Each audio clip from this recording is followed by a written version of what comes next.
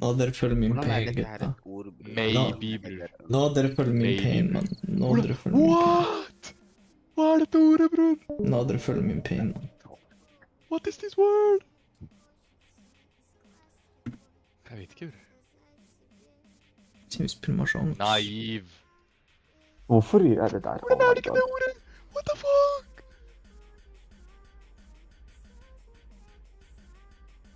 Bror, jeg har hatt bare 2 bokstaver hele tiden. Ikke si det er... Nah, ok, det der er L, ass. Absolutt. Jeg gjorde det bedre enn Nikita. Ain't no way, bror.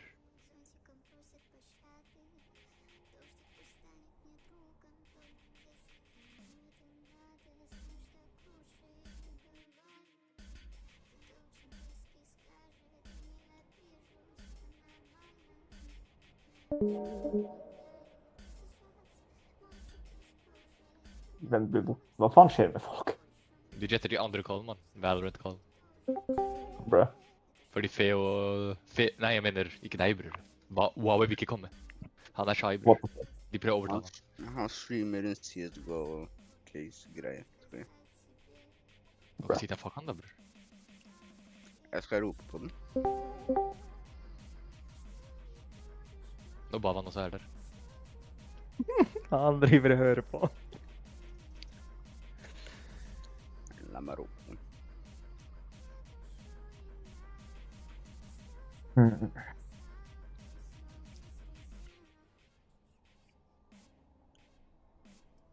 Nei, bro, noen kan lage lobby imens, man. Hvorfor må vi? Hvorfor kan ikke du? Hvor er Milad, bror? Fordi din lobby er bedre, man, derfor. Oh. Nei, Mira sitt er best, bror.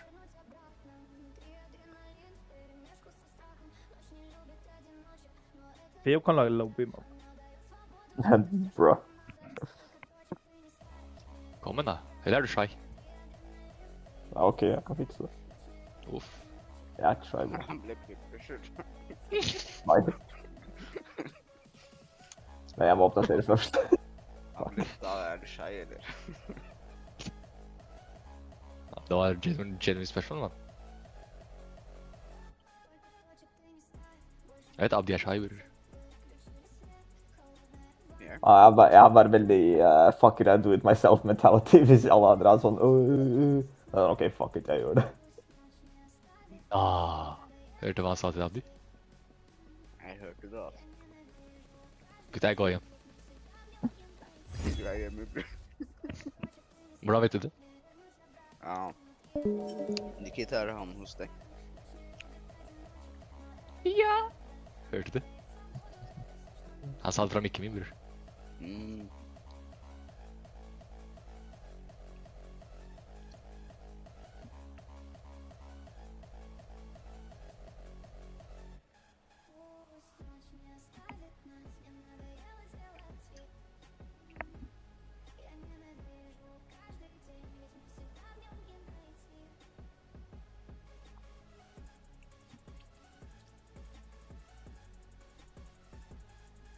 Ser du på Campaign 4, Phil? Hæ? Campaign 4. Campaign 4, da. Du ser den ikke. Han capper, man. Han så den med meg. Dere så den sammen. Så hvorfor lyver du, Phil? Jeg vet ikke, bror. Jeg sa han er shy, bror. Han vil ikke si det. Ah, Og han har allerede laget lobby. Damn, bro. Ja. Her kommer. Det er uten mods, ikke sant? Ja, det er utenlands.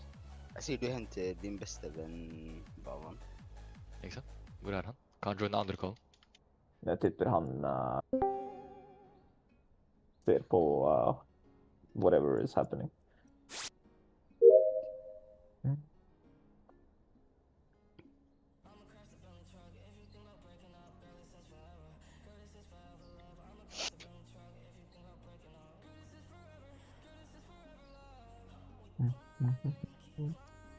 Apuag, bror.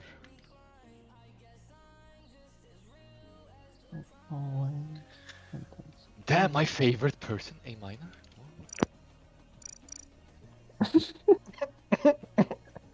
Hva hørte jeg nå, mann? Hva hørte jeg nå? Det er Feo, mann. Det er Hva er favorite det? person. Det er Feo er my favorite person, hva mener du?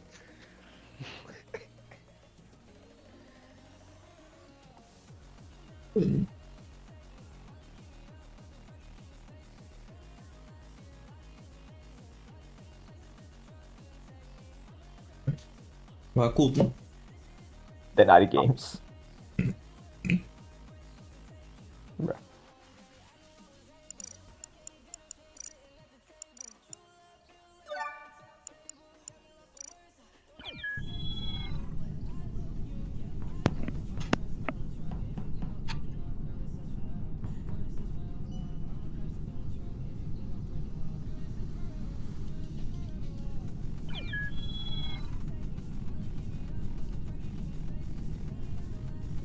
Avdi, hva skjer? Varsågod. Young Woo. Liker du min cosplay? Huawei. Clueless, eller?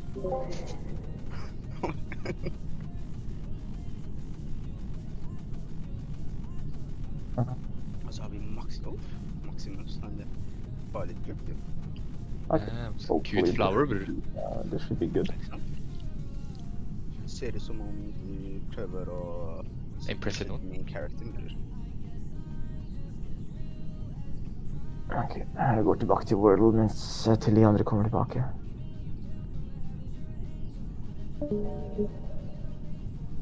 Her har jeg gått frem og tilbake, prøver å hente den.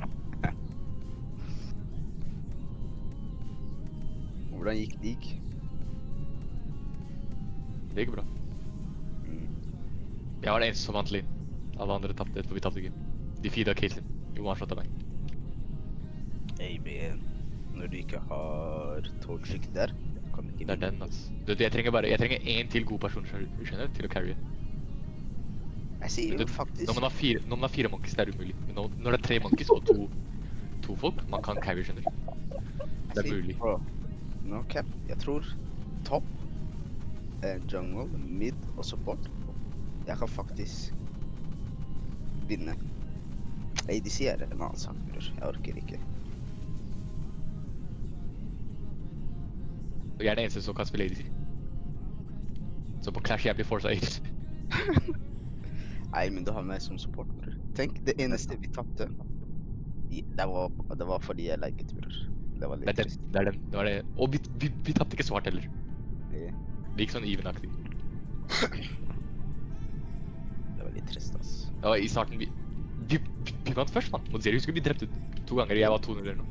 Vi vant i starten, så det gikk down. Ja, litt trist. Fordi we prevail, ass. Jeg var bitte, bror. Plutselig var vi sint. Ja da. Hva men plutselig var vi sint, mann? Men det var ingenting over. Nei, Danish prøver å pisse meg opp, mann, nå i det siste, mann. Jeg vet ikke hvorfor, mann. Han prøver å gå for nærme. Hva sier at det er kult, mann? Yo, hva skjer, Feo? What's up? What's up? Du liker å presse på knappene mine, Danish. Jeg er nettopp ferdig med... Nei, men jeg elsker å presse på knappen. Jeg sa du er jo ferdig med det. Nei, ikke prøv å gjøre det på en annen måte, mann. Ikke prøv å gjøre det på en annen måte. Vi vet ikke hva du gjør det på, mann. Du, din joystick. Jeg liker den, bror. Nei, joystick my ass, mann. Jeg er jo en av roomene Ja, mine du liker joystick, horror movie watching spree. Vi ble nettopp ferdig med Scream 6. Uff. Scream 6. Alle Scream-filmene. Og Wowie sa han elsker den. Jeg vet ikke hva det er, Scream mann. 6 var ganske bra, actually. Scream, altså. Scream 6 var actually ganske bra. Men Er det en var- gammeldags film? Scream 6 er fra 2 år siden eller noe sånt. 1-2 år siden. Men Scream 1 er fra 1980 et eller annet. Damn, bro. Gutta, spørsmål. Også. Hvis Hey, vi Miner. skulle ha vært en dish, hva skulle dere ha vært? Hvis vi skulle ha vært en dish. Maskin, bror. Anorexic pigeon. En hund, bro.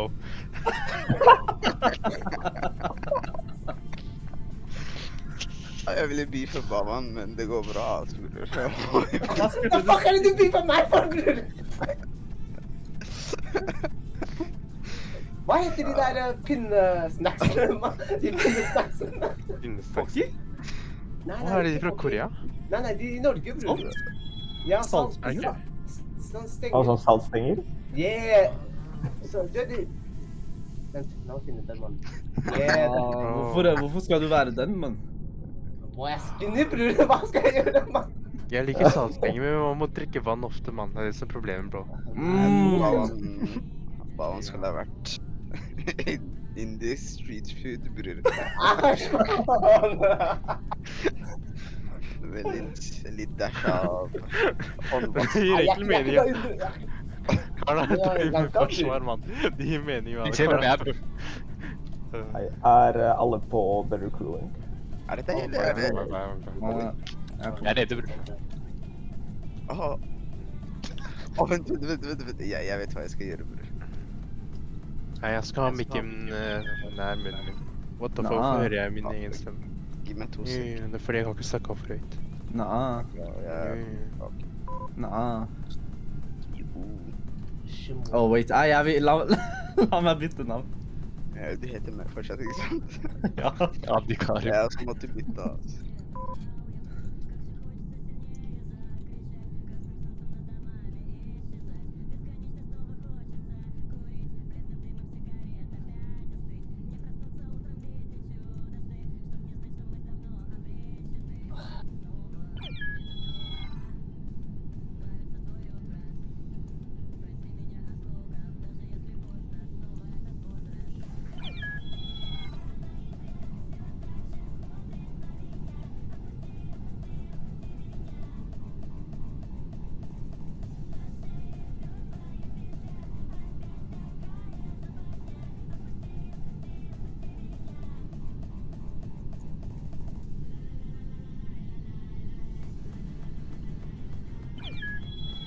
Nei, jeg kan ikke skrive alt. Faen.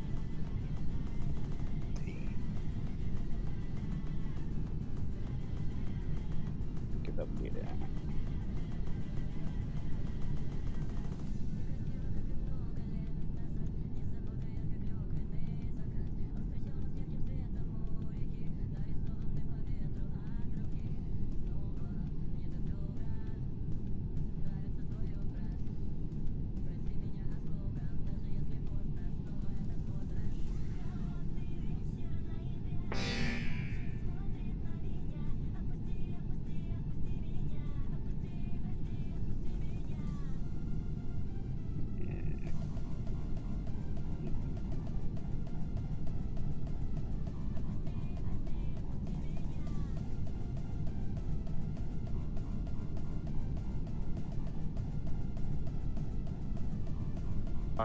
Abdi, hurry the fuck up, lobbyen stenger om 40 sekunder. Oh my lordy lord, like...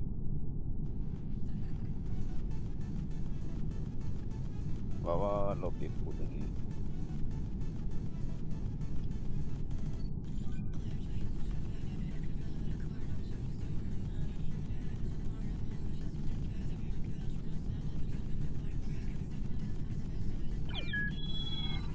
Jeg fikk ikke...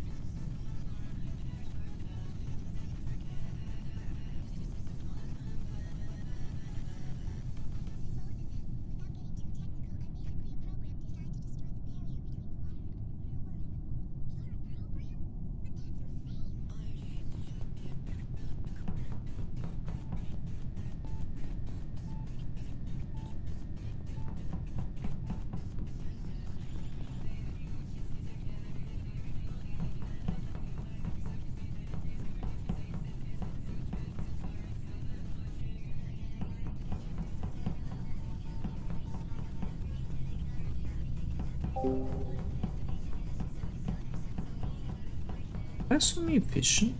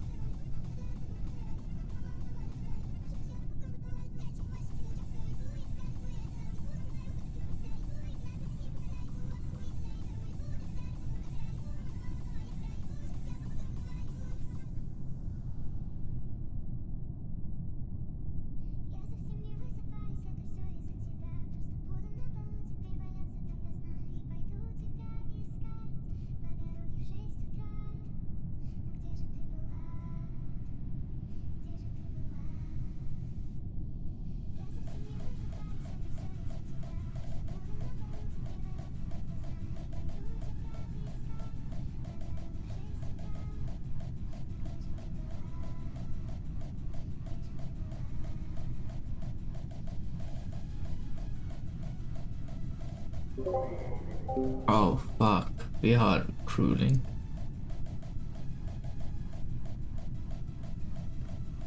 Yo. Jeg skulle kan ikke være deg, bror. Har du noen info, Nikita? Nei. Carl angriper meg de siste dagene, og nå feiler han. Dere hørte jeg angrep han ikke, bror. Jeg sier det kan ikke være han, jeg backer han opp, bror. Han sier jeg angriper han. Da, hvem er Danish?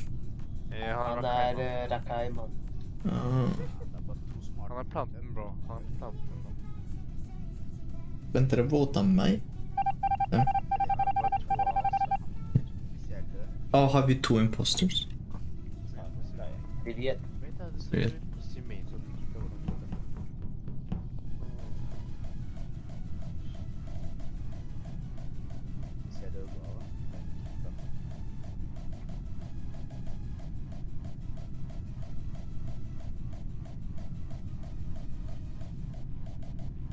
Bro, jeg har gjort alle mine tasks. Det er ikke en task her, bro. Hva skjer? Hvor klikker dere? Nei, Nikita er... Nei, jeg hører klikk, mann.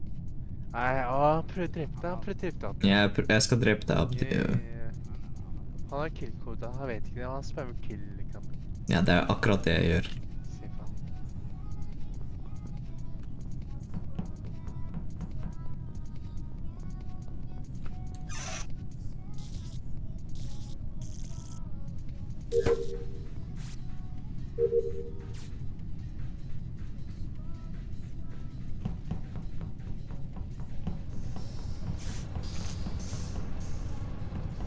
Yes.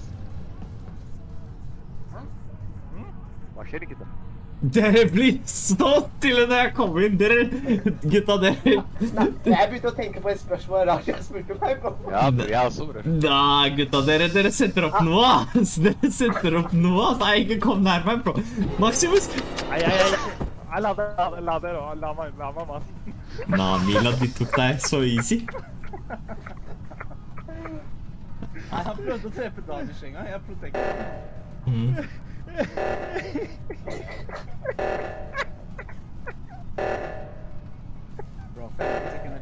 Jeg skal flytte, men jeg har... Okay. Kom og gjør det test.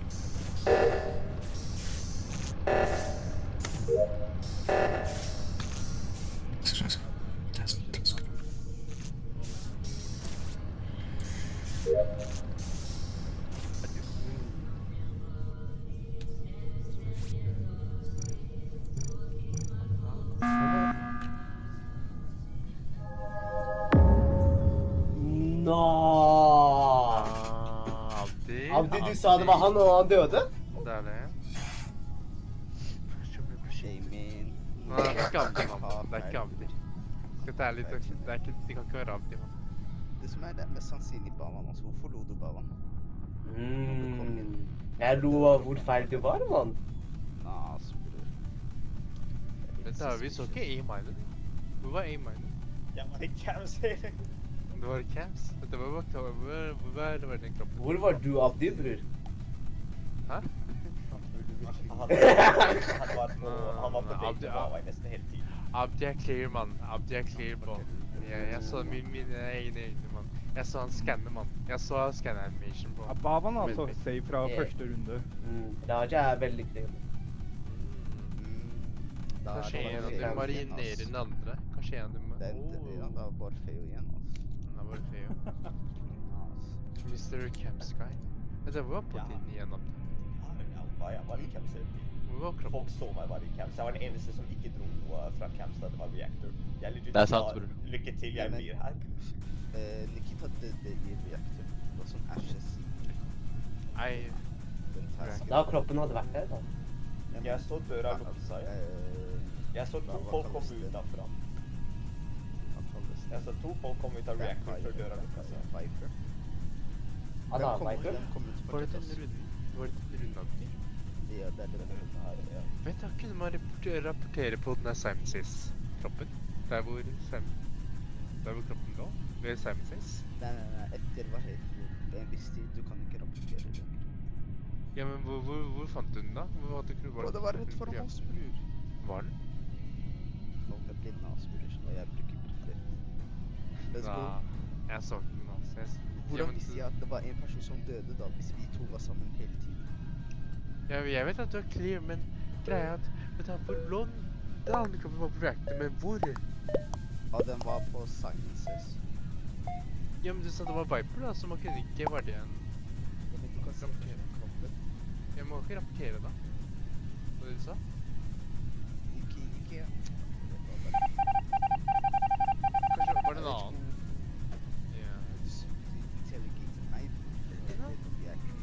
Ja, men du sa man kunne ikke rapportere, men det var det fordi report kom ikke. Jeg vet det, men det kom plutselig. Etter viss tid, kroppen blir borte, ikke sant? Så du kan ikke rapportere.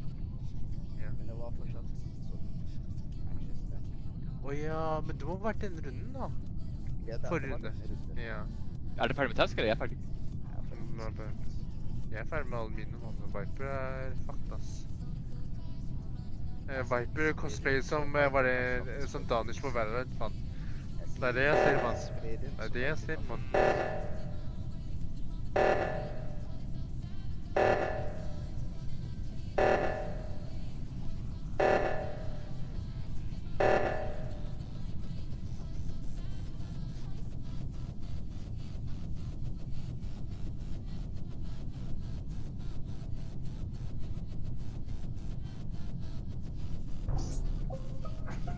Maximus.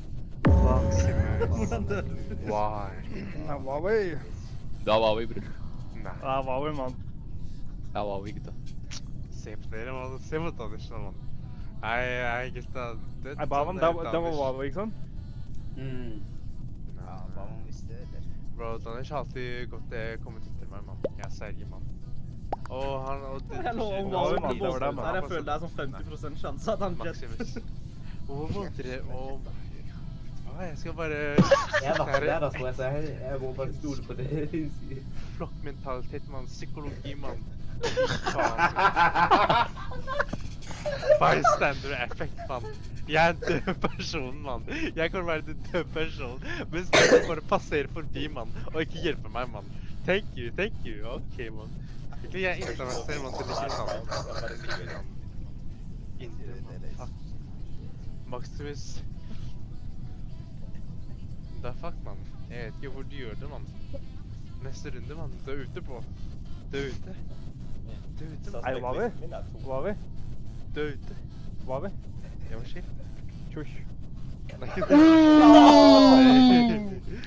Nei, bro. Hysj. Du kysser meg, mann. Han sa vær stille, bror. Vet du hva? Jeg skulle aldri. Ikke sånn på skip-off. Ikke sant? Det står ikke skip-off på min, mann. Det står en tur. Han trodde han var morsom, ikke hørte hva han sa! Do not redeem it. Oi.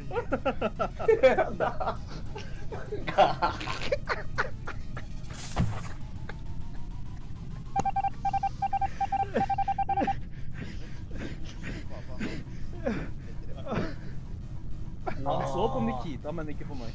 Hvordan er det Raja? Bro, Det er Theo, mann. Ja, ja, Bavan og Danish vet. Wow, de gjorde deg dørt. Gutta, watch crazy play. Han kan bare gå for Feo, fordi han har Bavan og Danish er venner hans. Jeg skal protecte Feo, man. Hvem er det som Ja, altså. Det er Baba. Jeg vil ikke. Lille Bavan. Ok, da for deg. Hvor er banen?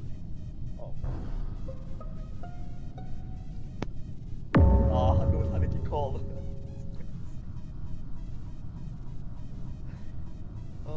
Baba, du vet hvem skal våge. Vent da, hvor drepte Maximus Danish? Jeg visste at det var en av de to. Hva skjedde? Baba, da du skulle calle en meeting, så jeg drepte han. Nei, Theo, mann. Det er deg, mann. Bro, jeg vet hvorfor du ikke drepte meg, bitch ass. Mann, det er deg, mann. For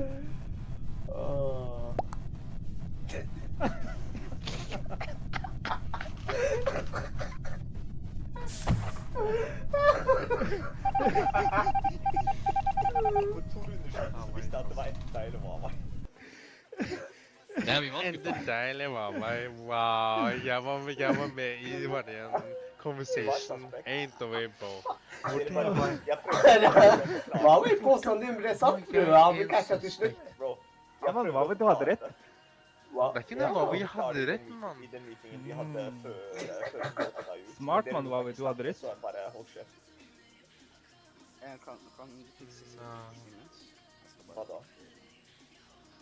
Bro, Danish, jeg skal huske det, mann. Jeg skal huske det, mann. Hva gjorde jeg? Jeg skal huske det, mann. Jeg skal huske det, bro. Hva gjorde jeg, bror? Jeg ser hva slags energi det kommer på meg, mann. Jeg vet det, jeg ser bro. Oh, shit. Hvorfor later han? Jeg tror de skal bytte navn. Milad, jeg stirret litt på han, mann, før jeg drepte han. Nei, Raja. Ja. Du skulle drepe Danish. Hvordan husker du? Hva da? Etterpå han døde ikke, husker du? Å, ja, sant det. Ja. Var det deg? Var det deg? Faen, mann.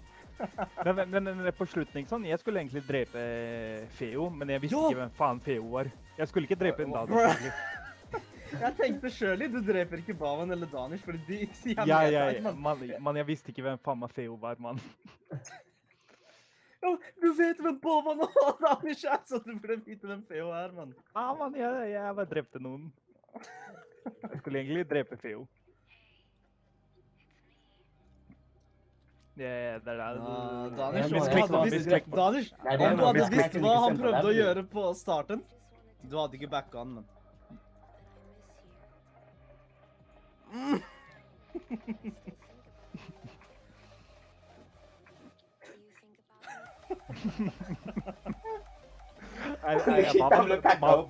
Bavan, det er derfor jeg sa om du er G, mann. Jeg skulle drepe noen foran deg. Så dere pakker meg opp grått, Ja, ass. Nikita foran oss. Ja. Nikita kom i rommet. Han unna viben. Nikita unna viben, for vi hadde så gøy. Nei, gutta, dere Dere conspirer, ass. Dere conspirer noe der, ass. Nikita har alltid så lang tid på å bytte navn, mann. Hvor er han? Har vi impresset med hans? Nå sjekker han. Han har sikkert vært Kaitu, mann. Han har sikkert brukt så Archive lang tid to. på det Deadpool. Ja, man. Ai fra Master Wood til Archive. Jeg tror han glemte bare å aktivere nødlås.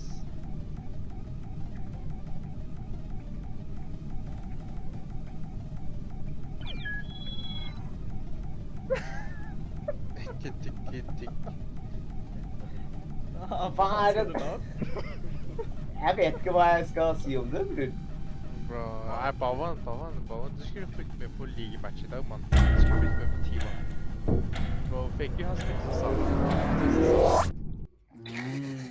Han spilte 90 minutter screamer, bro. Og så gjorde han jack shit, mann. 90 minutter. Han inntaler hele laget sitt, mann. 90 minutter, mann. Nah, Salah har skapt sånn Civil War i LFC-fanbasen, mann. Det er det. Bro, han fjernet bare Liverpool Bio og alt. Ja, mann. For han ble droppet. Vi spilte bedre uten han, mann. Men når ble han subba off, mann? Nei, når ble Han spilte ikke seriekampen. Ja, når ble han subba? Han ble tatt... Ja, sånn søpp. Bro, han ble søppet inn. Han kunne gi pasning til Words på gratis mål for Words.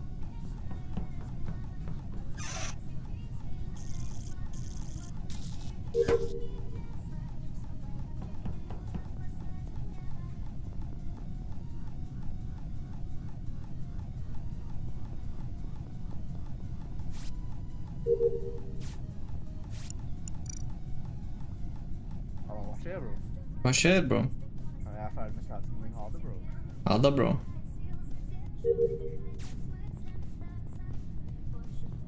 Ja, hvem er mineren her? Å, det er Feo. Bro, du... Vent litt. Han ignorerte han, bror. Jeg har deg sånn... Ignorerte han, bror. Han putta opp. Si noe nå? Bro, jeg har det på 200%, man. Jeg kan barely høre deg, Feo, men jeg tror... Si noe nå? Jeg hører Feo greit. Ok. Hvem er det her, mann? Jeg vil ikke tippe.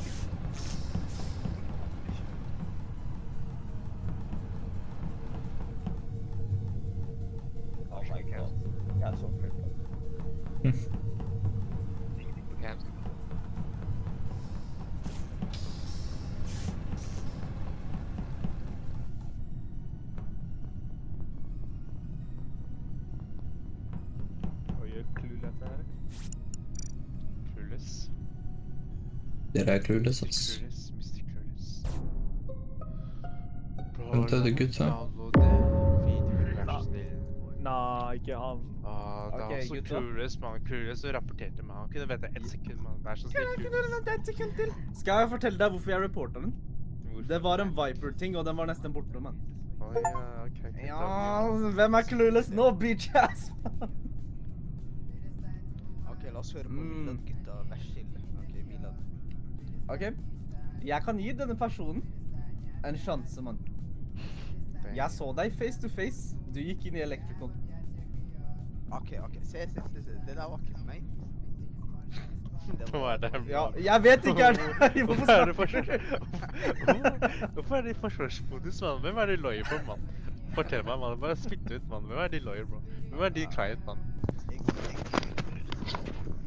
Jeg hører meg.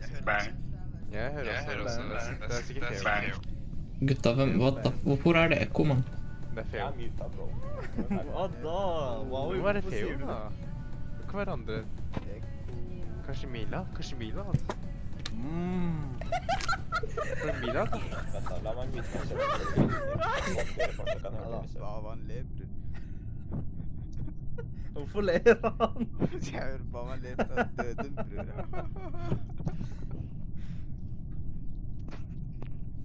Men hva skjedde da? Ok. Jeg kan gi 3 information pieces, ok? Nummer 1, det er Viper. Nummer 2, kroppen er til høyre for lower engine. Hello guys, welcome back. Today we're going to talk about the burial kit. Finally, the new limited coming in 3.2 in just a little bit of time. And the kit is here. They translated it. It was on the, I found it on the official Discord. It was pinned. So I'm assuming it was the most well translated, most reliable, most updated version. So I took that. Champion. Hvorfor hører jeg masteren, mann?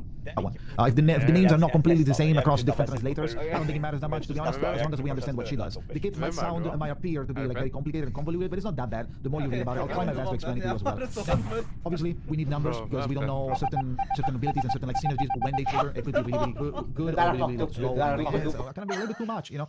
But yeah, Stakkars Ben, bro. I'm sorry, entering battle, man. choose an elimination. No.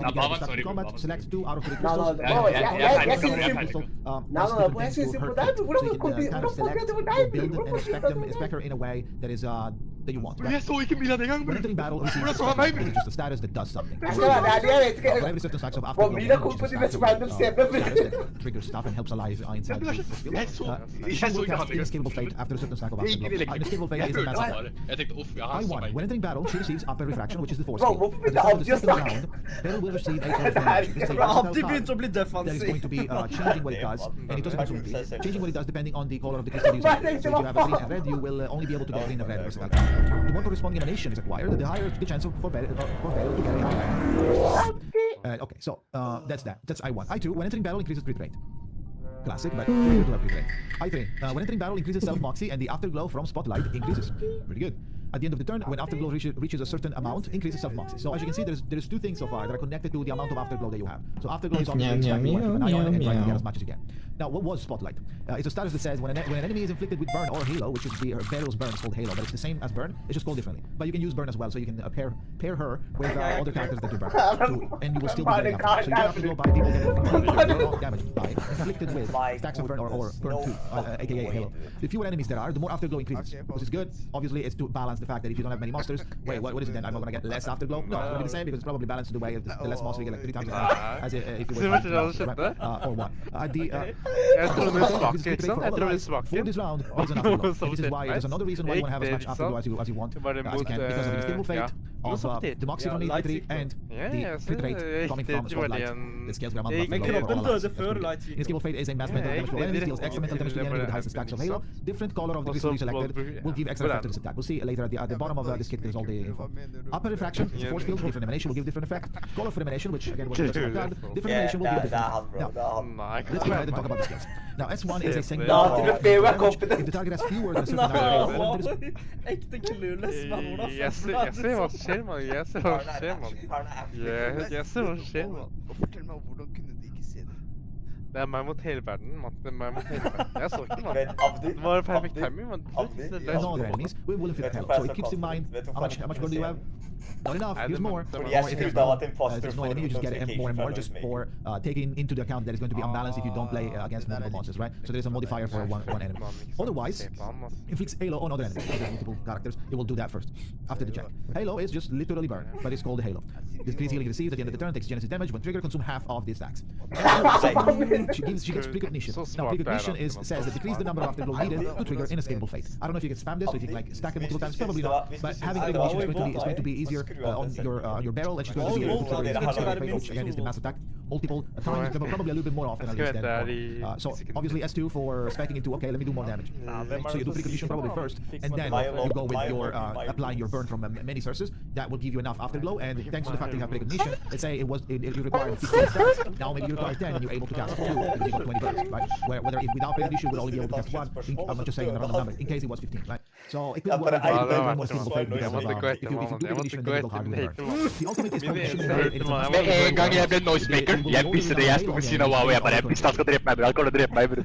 Han drepte meg, bror, jeg kan sammen. And talk about the crystals and what they do. Clueless! For inescapable fate, it gives it a certain chance to trigger again. Det er visst And this ikke, counts as bror. a follow-up attack. Upper refraction adds the following effect. Follow-up attacks will inflict halo on targets. Follow for elimination adds the following effect. Gains an additional counter for barrel to trigger inescapable fate. So having a blue crystal is going to give you a counter.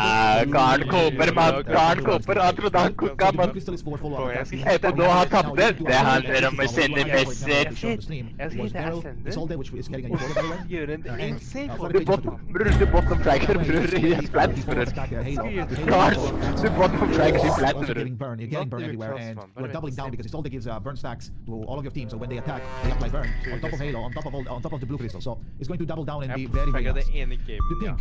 The pink crystal says like doubling down on damage, I guess.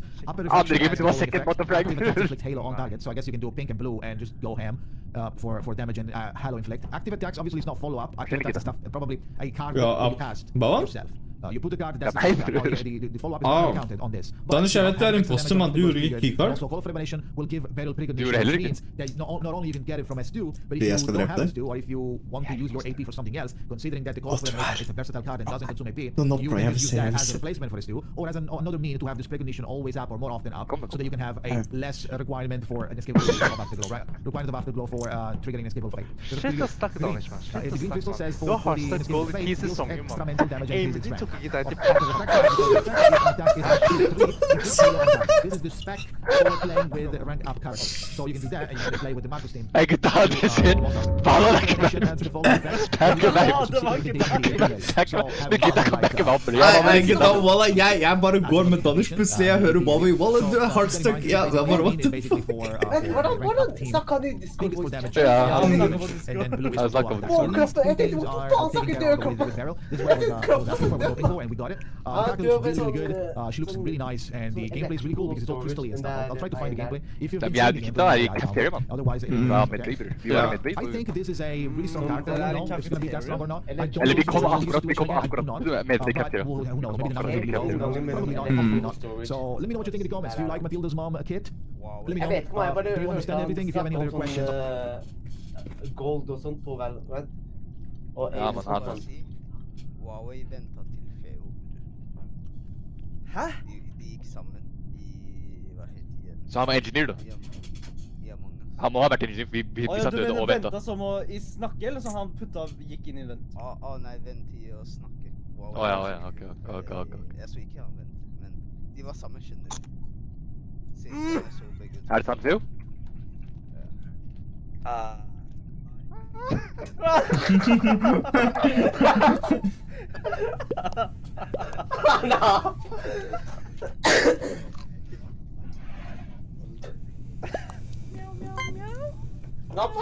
Jeg skulle gå til Huawei og høre på ranten hans. Gutta, vote Abdi på neste, Dere er stoppe.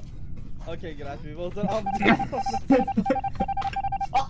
Hvis vi vet at Feo ikke var imposter, og han sier vote Abdi, jeg sier vi voter Abdi. Ja, man. Vet du hva? Altså, Abdi skal calle sabotage og drepe en siste person. Kom man, du kan drepe meg, jeg vil snakke med Huawei. Se på ham, se på ham!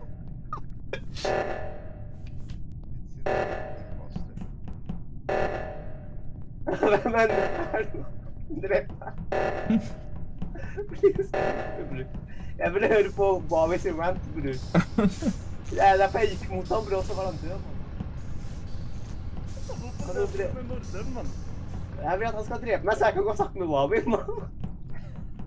Jeg vil høre på ranten hans. Han gikk her et sted. Han gikk. Han vil ikke drepe meg en gang, mann. Nei, han gikk for å drepe Feo.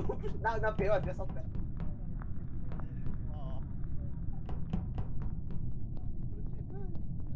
Maximus? Mila venta, han er imposter, gutta. Jeg vet du er der. Er du imposter? Nei, du er min neste target. Hvem gjorde det?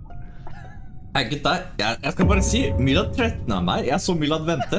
Etterpå, han sa, du er min neste target. Jeg var, what the fuck? Han fucker med deg 100%, bror. Det er Milad.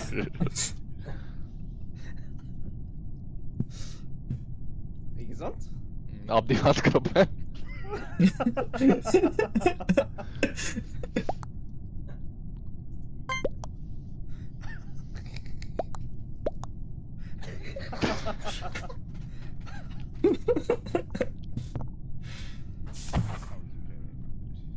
Skal han ikke prøve en gang?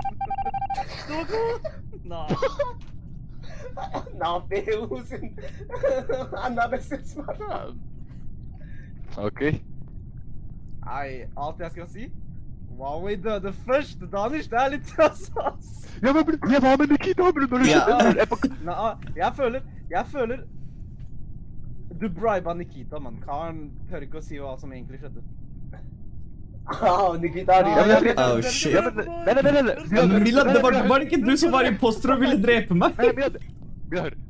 La oss snakke her. Ja, ok. Fordi i starten av gamen, jeg og Wow, vi shittakket hverandre. Han bare, jeg skal hitte sinne, jeg bare, bror, du måtte flagge plant, bror. På den agenda. Han fortsatte å si det, etterpå sikkert når han døde, han bare sa det i mikken. Ok, hvis det ikke er deg, da det er Bavan da. Kan du vote meg ut?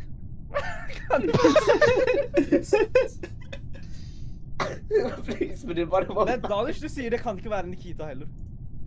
Jeg var ikke med hele starten, men liksom, vi møtte på slutten, liksom. Det er Nikita! Bro, det er Milad, gutta. Jeg tror det er Milad, mann. Jeg skal være ærlig. Bro, du sa til meg, jeg skal drepe deg, jeg er imposter. Nei, kan dere vote meg? Han kunne ikke ha sett Huawei, fordi jeg kjøpte med Huawei. Og så møtte vi vi møttes etter. Så det kan ikke ha vært han liksom på andre siden, liksom. Ok. Nikita kan ikke ha drept Huawei, det vet jeg. Og så Og var jeg med han helt til Huawei skrek i mikken, og så jetta.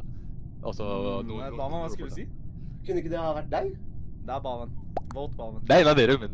Nei, faen, det er han! Vote Bavan. Det er han! På sjelen til Huawei, det er Bavan. Da på sjelen til Huawei? Vet du hva, vote meg, bror, vote meg. Du vil ikke stole på sjelen til Huawei, gutta? Nei, bror. Jeg sier, vi voter Milad, bror. Hva sjelen til Abdi, det er Milad! For sjelen til Abdi, bror. Vi kan ikke desecrate sjelen til Abdi, bror. Den er hellig, bror. Nå, dere skal gjøre sånn mot sjelen til Huawei. Se på Nikita, ekte slutt, mann. Huawei against the world. Huawei, bare vit. Når hele verden er imot deg, jeg var fortsatt med deg, mann. Det var Nikita da, bror. Nei, hva var det ikke stort på han? Jeg spikte på en av dere, bare dreper meg. Det er Danish, bro. Hvordan, bror? Hvordan kan det være meg, bror? No. Please, bror, samme Nå blir jeg fucked, boys. Det kan ikke ha vært meg, bror.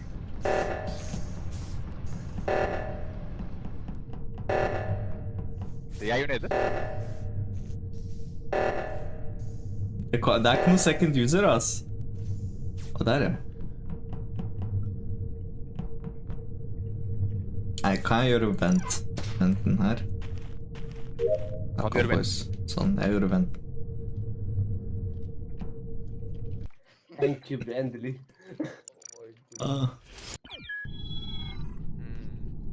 Jeg får en win, ass, gutta. Alt dette startet av fordi Abdi spredde misinformation om meg. Nei, jeg ser hva som skjer, mann. Hva var det som har vinner, bror?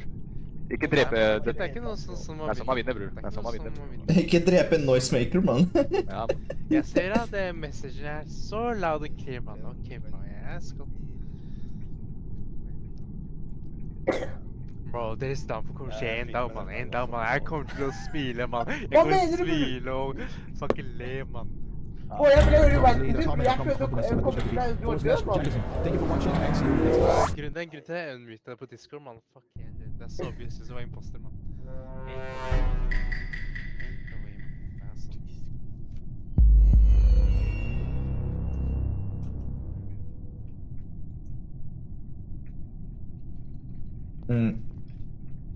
Hei. Huawei. Huawei. Hvor er Huawei? Huawei.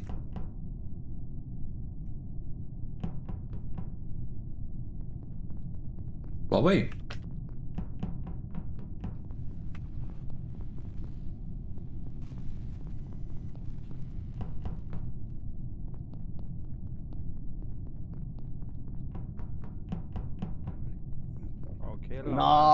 Gutta, hvor er Huawei?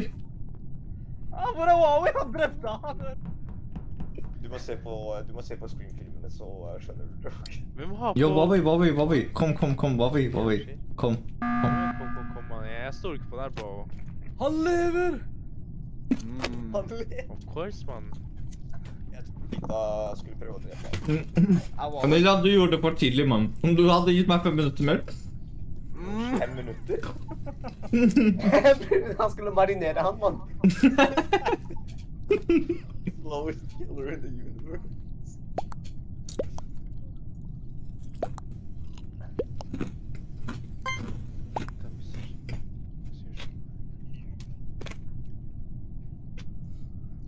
Ben. Two levels igjen. Åh, åh, åh. Ta det våte. Ben. Det ut som at Fire suspicious folk. Ben. Vote på Wawa er crazy. det var myring. Ben. Jeg vet om en person som er ute etter... Åh! Bare glem det, mann. Hvem er han? Det er... Jeg vet hvem det er, mann. Jeg vet hvem det er. Du vet hvem det er, ikke sant? Han prøvde å Jeg lure må meg, si mann. pass på, bro. Se på ham, mann. Det er ikke noen nonchalant, mann. Nei, jeg teller, mann. Han kan drepe deg om noen sekunder. Bare drep meg, da. Egentlig bare drep meg, bro. Jeg er ikke redd, mann. Bro, jeg har blitt drept så mange ganger, mann.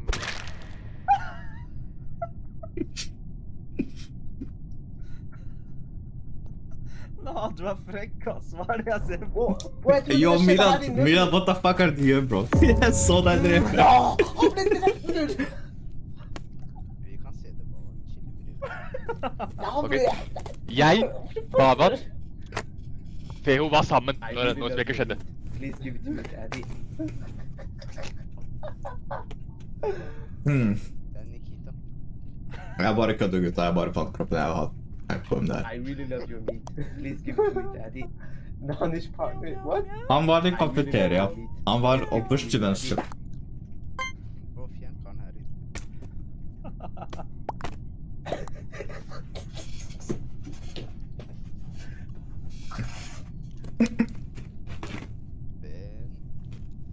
Ben. Ben. Mørn? Nå, det drepte bestevennen min, bror. De gjør det, bror. Bare si det, bror. Det er bra, jeg er fint, bror. Hvorfor har jeg 2 volts, mann? Hva er volts på meg? Han tar ikke en vote. Ikke sant?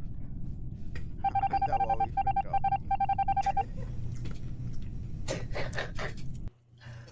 Drep meg igjen, mann. Drep meg igjen, mann. Drep meg igjen, mann. Come on.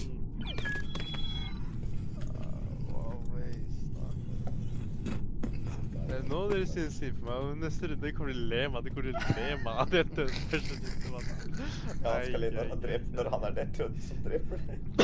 Nei, jeg håper jeg får imposter hver eneste runde, mann. Jeg skal inte det, bro. Jeg skal inte det. Nei, vi er sur! Jeg skal hette Nikita, mann. Hæ? Jeg tror vi mangler en. Vi mangler Ben. Man, what the fuck? Ben. Ok, hold up. Bro, spiller kjenner meg, mann. Spiller kjenner meg. Hvem ble? Håper jeg er snill. Nei, jeg er ikke forlatt, mann. Vær så snill på Ben. forskjell. Nå, hvorfor starter du uten meg, bror? Wow. Welcome to the Late Show, everybody. I'm your host, Stephen Colbert, and I want to welcome everybody tonight. Tulling, I bro. welcome you to Trump Smash 25. This week on Trump Smash, what Trump Smash is East Wing on White House. Why? Ser du? Why Trump Spiller Smash? Well, vet. it's ridiculous Spiller ball. kjenner As of man. this Spiller morning, vet East Wing at looked like jeg rotisserie chicken trenger. your Men dog hvorfor had er det 2 Huawei? That is very upsetting to look at. I realize that. Hva And er I know det, the bror? administration Hva er knows that aldri? because today, Hey, Hey gutta, jeg jetta fra lobby helt from which fucking journals have been reset. captured live images of the East Wing demolition. Well, that makes sense. If none of it's on camera, Jeg så they Huawei. can claim the Men Huawei drepte Huawei? Det er så Huawei. Gutta, jeg så konkurs. Du kan kjøre. A lot of history. A lot of history being smashed to rubble. Ja, Huawei ble First off, leder, the mann. East Wing has been the headquarters for presidential spouses since the Carter administration. In fact, Melania was in the East Wing, and I certainly hope they got her out of there, because she is often mistaken for a beautiful floor lamp. Preservationists have tried in vain to stop this. The National Trust for Historic Preservation requested a pause in the demolition, urging the White House to, quote, go through the legally required public review process and to invite comment from the public. I've got a comment. I'll mail it in right here. Damn it!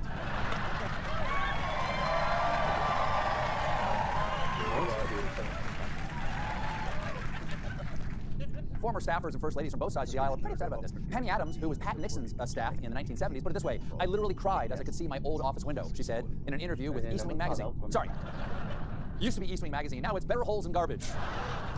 In addition to the First Lady's offices, the East Wing also held the East Colonnade, the Family Movie Theater, the Office of Legislative Affairs, the White House Military Office, and the White House Calligrapher's Office. When reached for comment, the White House calligraphers released this statement. Hvorfor Huawei host og ikke Milad? Trump has received a lot of money for his ball doggle from groveling corporations like Amazon, Apple, Comcast, Google, Microsoft, T-Mobile, Meta Platforms, and Hard Rock International. Yes, the Hard Rock. So guess in the ballroom, you'll see all the great rock and roll presidential memorabilia like Bill Clinton's sacks and Nixon's cone bra. Trump needs all the cash he can get. He repeatedly said that this ballroom would cost $200 million, but now he's saying it's $300 million, which is going to buy a lot of balls. Just take a look at the scale model. It's going to be bigger than the White House itself. It's going to be 90,000 square feet. 90,000 is about the same size as a professional soccer field. So remember, corporations, as you bribe the president, no hands. Speaking of things that cost too much, we got there. We got there eventually. Got to that joke. Things cost too much. Thanks in part to Trump's tariffs, the cost of all meats are skyrocketing. According to the Bureau of Labor Statistics, or BLT, beef prices are up nearly 14% in the past year, and that covers nearly every cut in the meat sector. Steak prices are 16.6% higher. Beef roasts are up 13.6%. Even ground beef prices are up 12.8%. Can you imagine how expensive that beef would be if it didn't fall on the ground? Luckily for consumers, Donald Trump is a beef-based organism, so he plans to lower prices himself by quadrupling the amount of beef we buy from Argentina to 80,000 metric tons of beef. To put that in perspective, here's a photo of 80,000 metric tons of beef.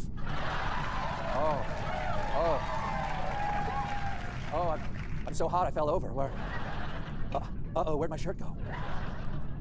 American ranchers. I'm just jealous, that's all I am. American ranchers have been clear that importing this much foreign beef could crush their industry, and they're not happy. To put that in agricultural terminology, the cow says, boo!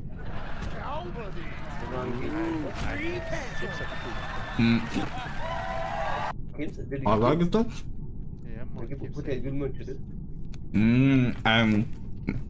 Intense cheese and red pepper, marud. Den, ja, ok. Ok, gutta, jeg skal lese noe crazy til dere. En skikkelig sprø smakeeksplosjon med ekstra mye smak av ost og chili.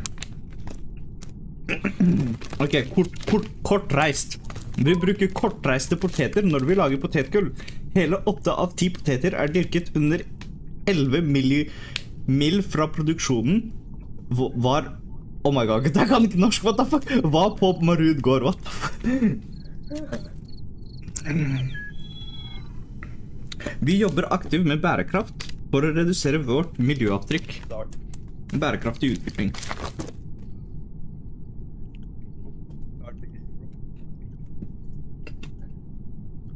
Bare gutt, jeg skal være ærlig, jeg kan barely høre dere. Jeg vet ikke hva det er med denne appen her, men jeg tror alle dere har sånn 50% volum.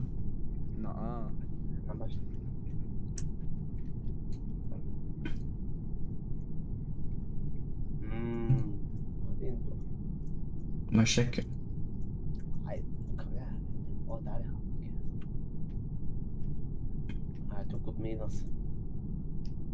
Ok. Si noe nå, gutta. Vel? Ok, jeg tror jeg hører dere bedre nå.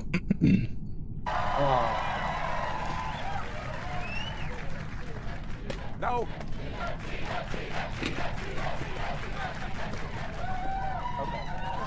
There's an update on the jewel heist from the Louvre this weekend. As you'll recall, thieves stole priceless jewelry from the Louvre in a 7-minute raid. I say priceless. The jewels are estimated to be worth $102 million. With that kind of money, you could buy a third of a ballroom. Reportedly, the thieves broke into the second floor of the gallery using a truck-mounted ladder, and there's a newly released video of them making their lightning-quick escape. Look at them go. French officials have even released this photo of their getaway car. It's the cops! Escargot! No. They also... Really? We had a big debate after rehearsal tonight. I'm like, that joke means nothing. Yes, they eat snails, but why would it be fast? If the snails are slow, why would... Just goes to show I don't know what the I'm doing. Re-cancel! We also just learned that no security cameras were monitoring the second floor balcony where the suspects entered the museum. And shockingly, it turns out Louvre security guards are unarmed. In lighter news... It's a family joke. That's a family joke. In lighter news, the machines are rising up to subjugate us in the beryllium mines and grind our bones into lubricant. Their latest target appears to be your paycheck, because we just learned that Amazon plans to replace more than 500,000 jobs with robots. No, we knew this was coming. That's why they call it Prime Day, because your job will be taken by Optimus Prime. He becomes a truck and then loads himself. The news of Amazon's plan comes from a cache of internal strategy documents viewed by the New York Times. Wow! That's the kind of scoop you used to get at the Washington Post. If only Bezos hadn't changed their slogan from democracy dies in darkness to 20% off Pac-Man's ankle socks. According to, that's a good deal though. 20% off? I love a good ankle sock. According to the documents, in order to calm the worried workers, Bra, Amazon is going to slapp turn av. back Det er automation. bare en And instead of dritt, using mann. terms like Slapp av, advanced bro. technology, and to imply the AI workforce will collaborate with humans, they replace the word robot Jesus with Christ, cobot. pixelize. And instead of calling all that bull, I will call it advanced livestock butt derivative. The internet. Internet, a lot of words tonight. A whole lot of words. The internet is a buzz. Gutta, hvorfor tar det så lang tid å fikse lights, bro? Faen. Double werewolves. For electrician. And for women, double periods, which according to my middle school health class will attract the double werewolves. The new so-called moon is technically some spacecraft captured by Earth's orbit called asteroid 2025 PN7, which according to scientists Okay, is gutta, hvem? because it's only 18 to 36 meters wide, about the height of a small building. Det var Desperate for attention. Hey, everybody. Nei, det Down on the moon while I got you. Do you know what funny gutta, moon time? For just $10 a month, we'll say det you're er a moon. Ben og Clueless, This, of bror. course, has huge implications. Det er Ben This og has huge implications that Clueless. could rewrite our entire understanding of our place in the solar Se at jeg system. sier to folk, og han bare sier én person. Ja, hvordan skal jeg vite Det er hvem fordi begge det er? var Jeg så bare dobbelt. deg. Er det to? Nei, det er én imposter, er det ikke? Det er to imposter. Jeg vet ikke hva- Det er ett. Karen Jeppe, bro. Carper spray misinformation. Du heter Red, bro. Du er søs. Jeg liker å dickride, bror. Gå right på dikken min, bro. Jeg er ikke sjokkert engang, bror. Kom igjen, bro. Bare ta Ellen og la oss gå videre. Ja, mann. Crazy, ass, bror. Ja, mann. Nei, hvem er Ben? Danish, er det deg?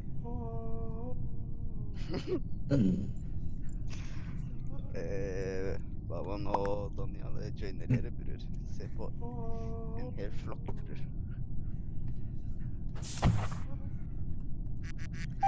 Nei, hvem er Ben, mann? Kan du høre meg? Ben?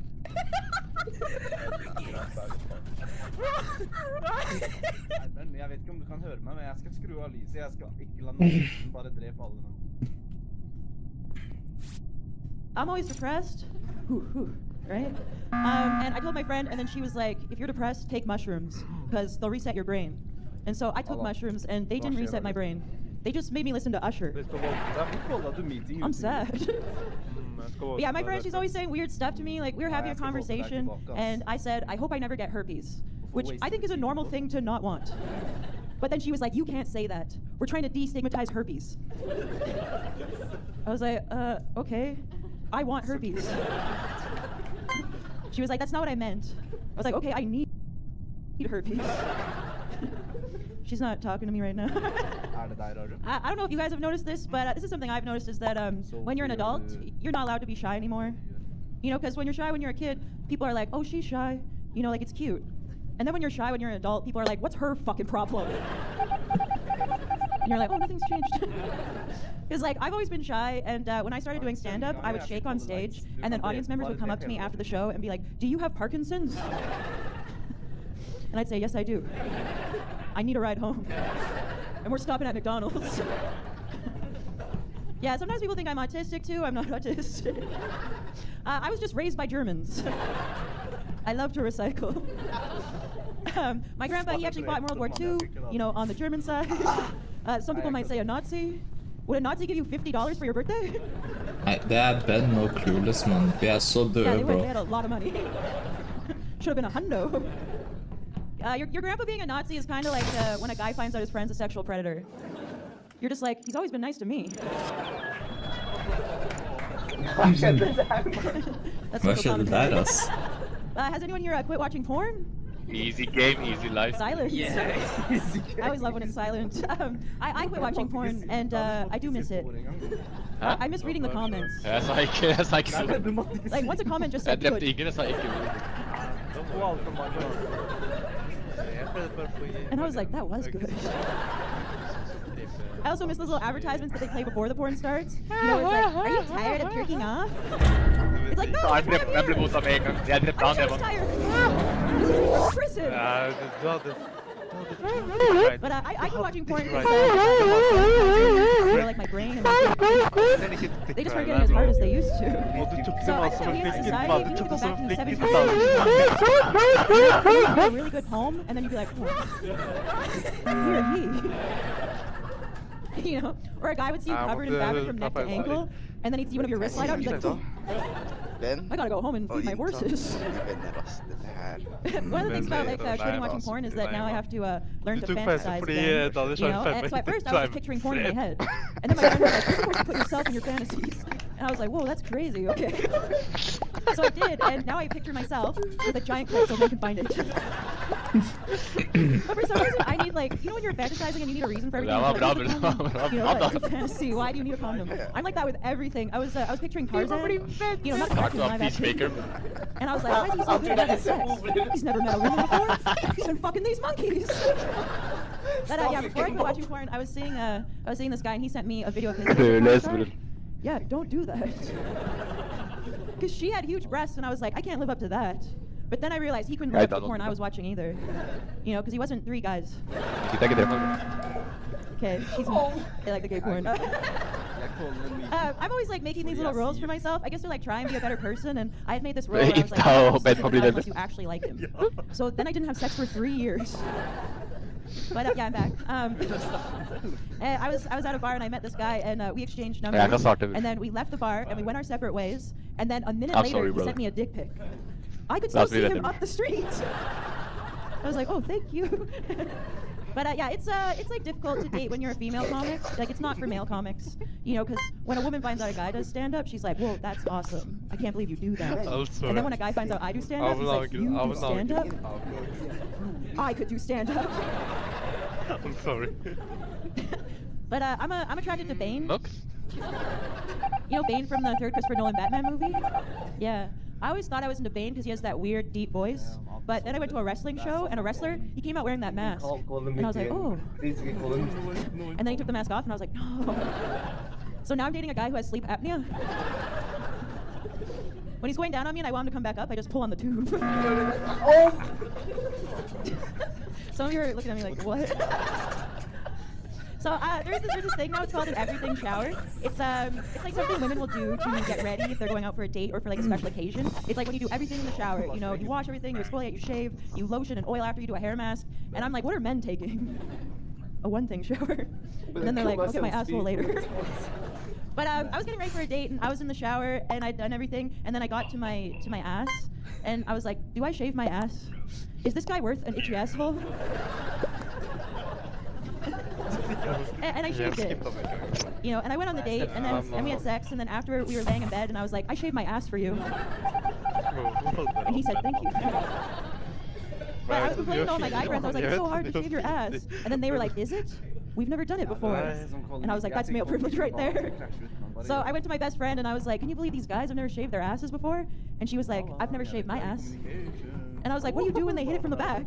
And she was like, if they want to be back there, that's their problem. I was like, oh, I guess you have to pay the troll toll. Okay, guys, that's been my set. Have a great night.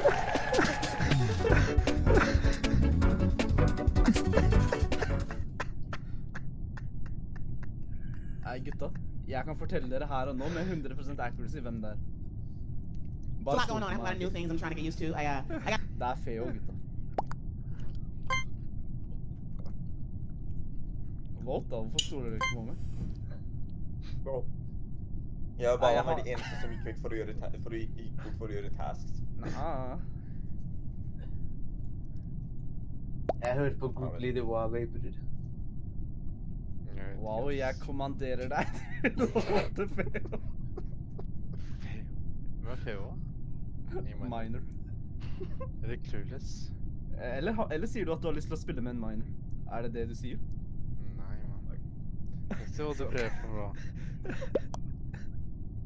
Jeg ser hva du prøver på, bra. Jeg var clueless, ikke sant? Jeg var clueless, man. Clueless? Nei, jeg sa facts også. Nei. Det var det jeg sa, ikke sant? Jeg vet at det er Feo. Jeg bare vet. Ja, han karen fra... Du kan ikke bevise det, mann. Men det er memen, mann, på TikTok. Nei. Stakkars smil av det, ass. Kan det være Feo? Da er det 9. Bro, jeg har ikke tatt spillet seriøst, men jeg har ikke fulgt med i det hele tatt. Jeg vet ikke hva som har skjedd, mann.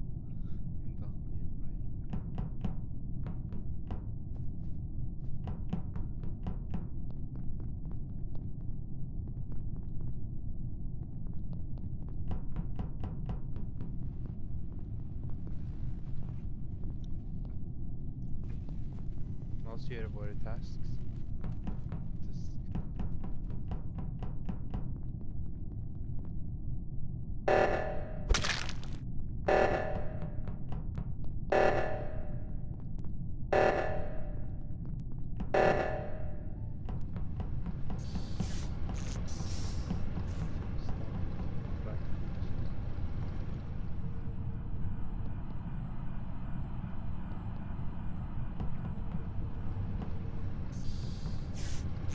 Det er feil.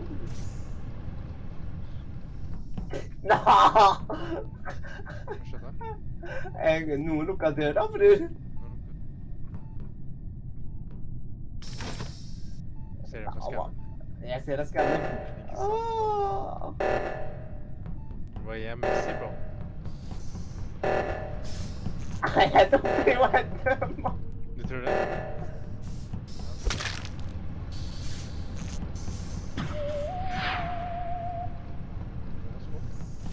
Jeg skal over til andre siden. Nei, lukket døra. Jeg tror man er på andre siden. Så for å kalle botten, eller hva? Nei. Skal vi? Jeg kan ikke dra seg for lenge. Åh, Viper. Yep.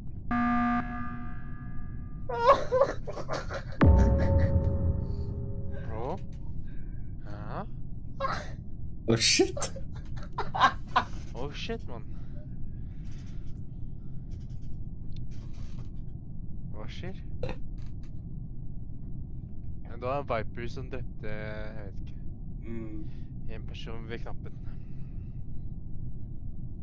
Jeg vet ikke, altså, vi var på venstre siden og gjorde en reaktor, og så dro vi til camps og sjekket. Og det var ingen, og så gikk vi opp. Og til høyre.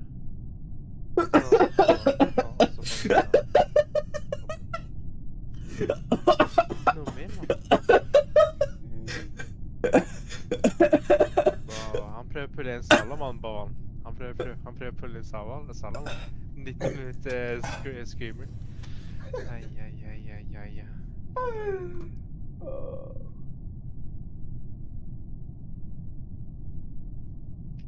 Hva skjer? Hva tenker du? Jeg tror det der. Jeg vet ikke, ass. Men du må være der, bro. Det er meg. Ja, man. Jeg spesielt er der, man. Det er derfor jeg skal stemme på deg. Njau. Njau. Bro, vi vet hvem det er, man. Se på han, man. Se, han spiser ikke chips lenger, man. Han er redd, bro. Han er redd, man. Vi hører ikke bare... Det var klunes fast at det var feo. Hvordan kom det til feo, man? Ja, jeg tror det var vi, ass. Du tror det er meg, man. Jeg tror det var vi, ass. Bro, han er ikke bra. Han er ikke, man. Got married 6 months ago. Give it up. And I'm going to have a little training now to girls about how to find your husband. Because a lot of single girls out there that are miserable, and I want to help change the world. How many of you are like living here, but you were born in another city or state? Like a lot of you, right? You know how you find your husband? Yeah, It's harder. He's home waiting on you, okay? I lived in LA for 4 years. I moved back to the Bronx, New York, where I'm from. And my husband, he's in the Bronx. He was there. And when I came back home, he's like, "Are you done? Your little Hollywood dreams? You're back, bitch. I knew I'd get you." So. He's waiting on you. Just go back. I'm telling you, he's there. He ain't changed at all. He ain't, same dude, trust me. You know? And I like it. I enjoy it, But I will say this, I got a guy, he's in shape, and I'm unshaved, and I got a hot dude with muscle, and he wants us to be, matching tracksuits and jogging every morning in gym life, and I would rather not. Because I'm sparing him, he don't know, when I lose any amount of weight, I'll become an asshole. I look in the mirror, I see Halle Berry, I'm an actor, that's where the confidence from, right? I joined Weight Watchers 2 years ago, lost like 80 pounds on Weight Watchers, right? I gave it back, put no chance down, I gave it back. That's not the point of the story. The point is, when I first joined, I was down 3 pounds right away. But the problem is, I thought I was, you know how you lose weight fast? I'm like, oh my God, you're barely saving. I'm wasting away. I look exactly the same. And I was dating a fat guy at the time. It doesn't matter, but I was dating a fatty. I said, look, I'm down 2 pounds. I can't be seen with a fat guy. He's like, what? I said, I can't be with a fatty. You're huge. You really see me. I can't be with a fat guy. He's like, yeah, I'm a fat guy, but I have a big dick and I pay for everything. What else do you need? Nothing. My bad. Sorry. Love you. You know I talk crazy when I'm hungry. Hey. Be tripping when I'm hungry.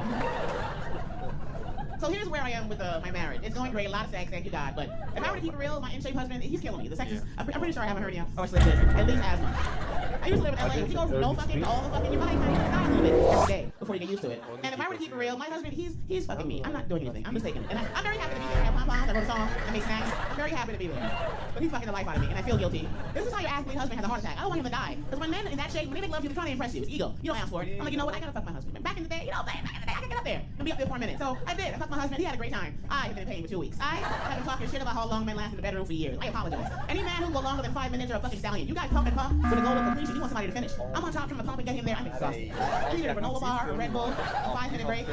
I'm looking for excuses while I'm bucking him to take a break. Yeah. But I'm like, you don't hear that noise downstairs? You don't You're not hot? It's hot. You don't feel hot? I smell smoke. I don't feel smoke. It's not worth dying for. Anything for a break. I forgot.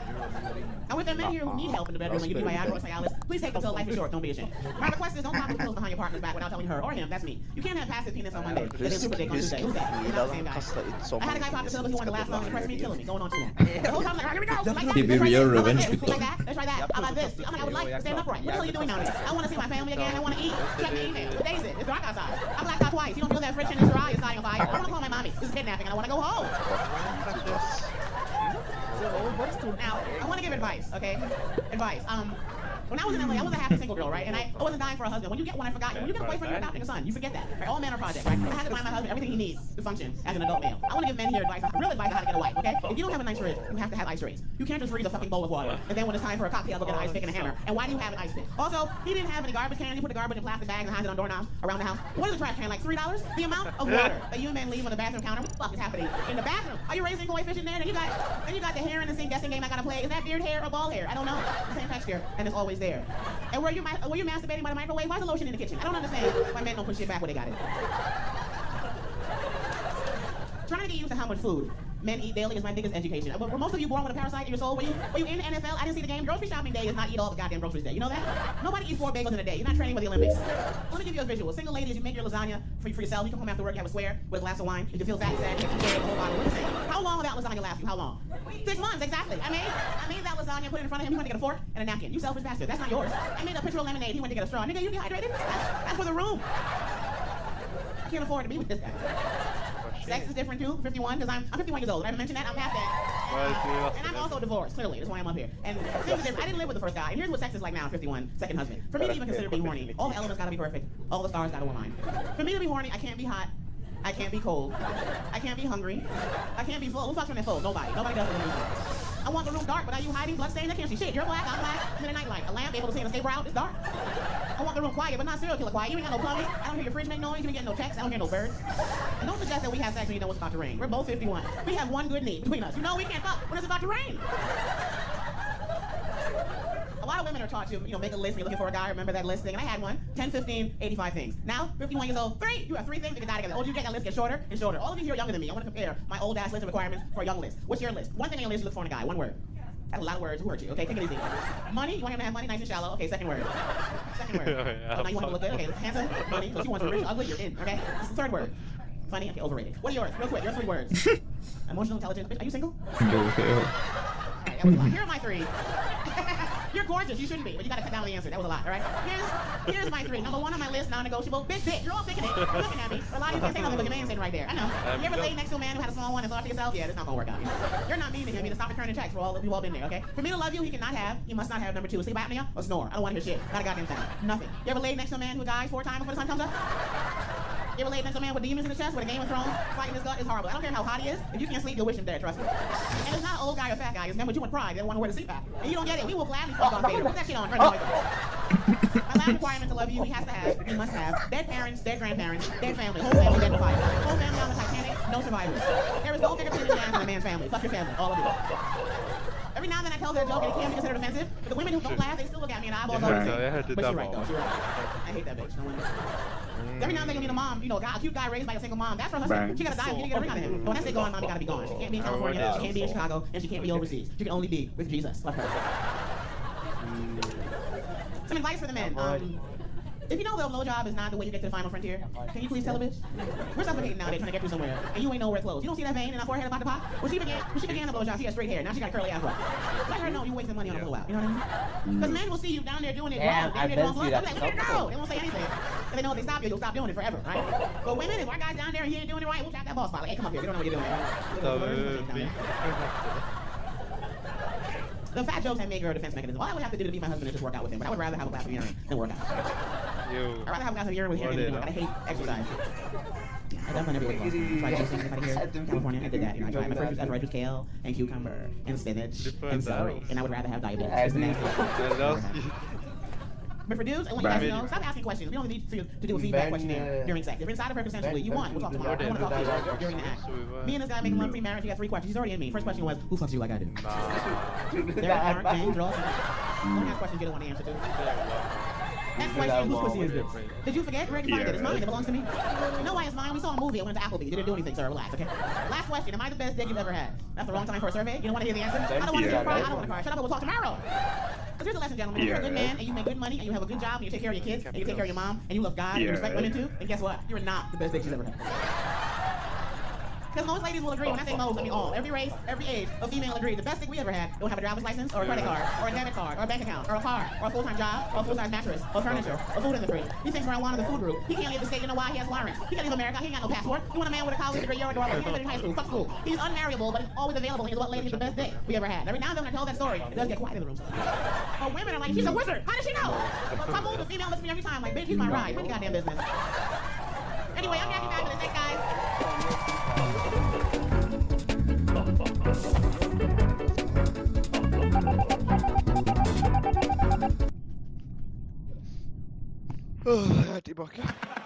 It's insane. I'm not saying let R. Kelly out of prison. You know what I'm saying? I think he's guilty. Yeah. I'm saying put a stick in the prison. Lock up the man, not the tenant. What the fuck? How you punish this? A lot of people thought I was pro R. Kelly too, man, because I didn't criticize him during all my freedom. I was the right person to criticize him, because what a lot of people don't know about me is my father is significantly older than my mother. So essentially, I was raised by R. Kelly. And I didn't want to talk shit about him. And then you niggas go do your research. Be like, what about your daddy though, nigga? And I'll be like, fuck y'all, that's my hero. I didn't know my parents' relationship was inappropriate. How much do you know about your parents growing up? They don't tell us shit about them. You know, most of us don't know their real name until we like 14. So I didn't know how young my mom was. I found out how young my mom was one time. And she wanted to date again. She was like, Ryan, how do y'all date nowadays? I was like, oh, we use dating apps. She was like, can you put me on a dating app? I was like, sure. And when I put her on a dating app, she kept popping up on my shit. Ska vi restarta den? I was like, I gotta change my settings. It's like, damn, were there signs that my mom was this fucking young? She liked the same things my friends' parents like. My friends' parents was going to concerts to see Frankie Beverly and Maze and Keith Sweat. I remember my mom taking us in early, 5 p.m. Because she was in a hurry to go see Outkast. True story. Bro, vad har vi dräpt med först man? Han har grudges.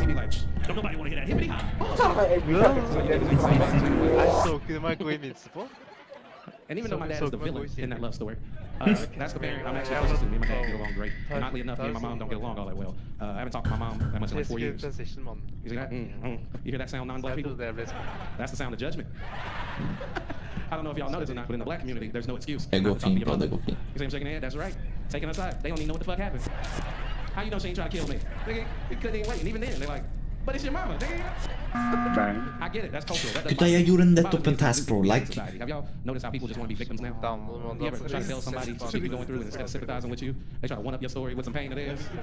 I told a dude I ain't talked to my mom for 4 years, I thought he was gonna react like y'all. This nigga gonna say, well, you think that's something? It's like, nigga, that is not how you respond to somebody's pain. He took it further too, he was like, well, I would give anything to speak to my mother one last time. I was like, here this nigga go. I'm sorry dude, it's just my mother committed suicide. And I would give anything to speak to her one last time. And I was like, damn. It don't sound like she felt the same. Francesca did en gång bara, men det är facing good. What is that? They were probably like, what about the children? She was like, fuck the kids, nigga. Oh, we are talking to Sorry, tell people what they need to hear, not what they want to hear. I don't believe in political correctness, man. For real, I think it's fake niceness is part of the reason we have problems in this country today, especially racially. Because people think we're a melting pot of races, when in fact we're a melting pot of cultures. And no matter how, much we see the same things in this country, we will see them differently because we're raised differently. We're all different cultures. And that's why it's important to have conversations with each other. And political correctness stops that. Remember, no matter what, we will always see things differently. Like, for example, are there any dog lovers in here, any pet people? You see? You see how they're clapping and shit? They think they're good people. But what is a dog's life before you own it? What? It's out there in the world doing its thing just the way God intended. Then somebody calls a dog catcher comes, captures the dog, takes it to the pound, throw it in a cage, then you go down there, buy it, take it home, and make it do whatever you want it to do. That's the plot to the movie Roots, nigga, that is. Why is it different? Why are you better? Why? Because you dress the dog up? Is that what it is? Let me guess, you put it in unfamiliar clothing? Give it a name in your language? Then the dog finally gets enough courage to run away and get its freedom. And what do? Put wanted posters all over the neighborhood. I'm sorry, lost posters, because the dog must be lost. There's no way it would run away from my love. It's all in how you see it. And you gotta understand other people's culture. And really, you gotta understand that you just gotta respect people. And I have a friend who had an issue with that. She's like, Ryan, you say the N-word a lot. And if racism is such an issue for black people, then no one should say it, not even you. And I had to explain to her, no, sweetheart, it's cultural whenever I say it. It's only racial when you say it. And I know that sounds confusing for some people when I say, hey, don't say the N-word. Me and my niggas don't like that. But that's the rules, nigga. But she didn't want to hear it. She wanted to win the argument instead of understand. So she took it too far. She was like, well, I believe every time you use the N-word, Martin Luther King rolls in his grave. I was like, shit, that nigga spinning, ain't he? That nigga twirling, boy. Sorry, can't use my heroes to shame me. See, she was trying to take something that black people love and respect, which is Martin Luther King, and weaponize him for the sake of winning an argument, which is inherently racist. But if she understood the culture, she would understand that even though black people love and respect Martin Luther King, we had several civil rights leaders for a reason. Because not all black people wanted to protest the way Martin Luther King protested. Martin Luther King had black people marching in 120-degree weather, in dresses, suits, and most importantly, hard-bottom shoes. There were so many black people like, you niggas be safe out there, okay? And he believed in nonviolence, which means no matter what anybody does to you, you cannot fight back. It means people hitting you, spitting on you, you want to fight back. And he's like, no, my brothers and sisters, remain nonviolent. Spraying them with hoses, pinning them against the wall. They can't even fight back. They want to fight back. And he's like, no, my brothers and sisters, remain nonviolent. Then somebody yells, let out the German Shepherds. He's like, let them bite you. They're like, oh, this nigga wildin', bro. I'm sorry, I had a drink too. I did. It didn't include no German Shepherds. It didn't. It's time to see what Malcolm's talking about. I just feel like he understands me more, you know? I love how that joke divides the room. There's people laughing harder than ever, and there's people not laughing at all. Because they're politically correct. They were told, you know, anytime somebody jokes about Martin Luther King, it's not funny. Even though everything that I said was not only funny, but true. You're just being fake nice. And now you're at a comedy special looking stupid. And that's what I don't like about political correctness. Because it doesn't stand the truth. And I had to learn that the hard way, because I used to be politically correct, but political correctness is dangerous. I almost lost my life trying to be politically correct, because political correctness taught me that if somebody has a disability and they have a job, and they don't do that job as well as an able-bodied person, you're not to be blamed as you would an able-bodied person. So I didn't say shit, and I almost fucking died. What happened was, I had a deaf Uber driver, right? Oh, you niggas in Chicago different. I didn't say no joke. All I said was what a disability was. I said she was deaf. I was like, how did bitch get here? Do something about your heart, Chicago. That ain't me. My issue was she was unprofessional. All right. She kept talking on the phone the entire time to get to my destination. And I know some Uber drivers answer the phone, so what? But when an Uber driver answers the phone, normally they can hear. They just put the phone on speaker, or they put the earphones in, and it does not change the driver's experience. But because she's deaf, she has to use FaceTime. So her phone is in the windshield, and her eyes are now off the road, and now her hands are off the steering wheel. We have 5 senses. She's trying to get me to my destination using smell and taste. If you see something, say something. Is what I'm telling you. So I'm honest. I'm honest about everything now, even the things that I was afraid to tell people, man. Like, for example, I have a 5-year-old son, and for the first 4 years of my son's life, my son didn't speak.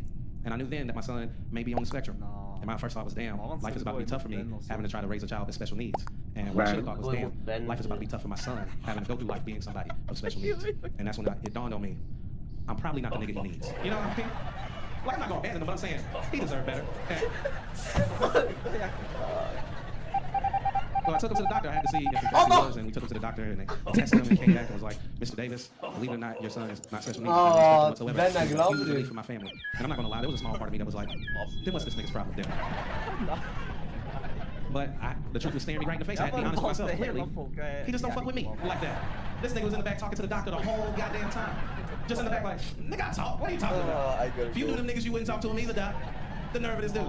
Ben, så du fick han till att dra? Ja, du fick få ut ur chatten. Jag sa att jag måste dra till den här. Take your voice. Jeg har spilt 2 timer, 2 games, 2 more games. 2 more games der du dør?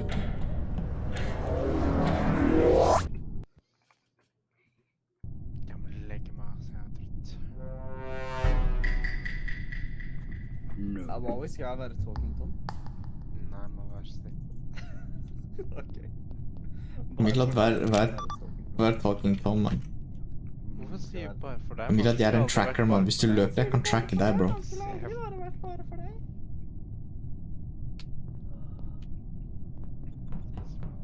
Ser du, jeg fant deg, Milad. Jeg sier det er på tide å punishe karen her, altså han har kollet for mange mye. Det, bror. Ja, man. Hvorfor så ganger, man? Nei. Greien er, han er ikke imposter engang. Hvis han er imposter, han hadde ikke kollet mye. Ok, gutta, dere er PPG-er. Man caller early for å refreshe kill cooldownen. Jeg hadde den på 4 sekunder, og så kalte Maximus den, og så nå den er på 30, tror jeg. Ok, vet du hva? Jeg sier vi kaster ut Nikita.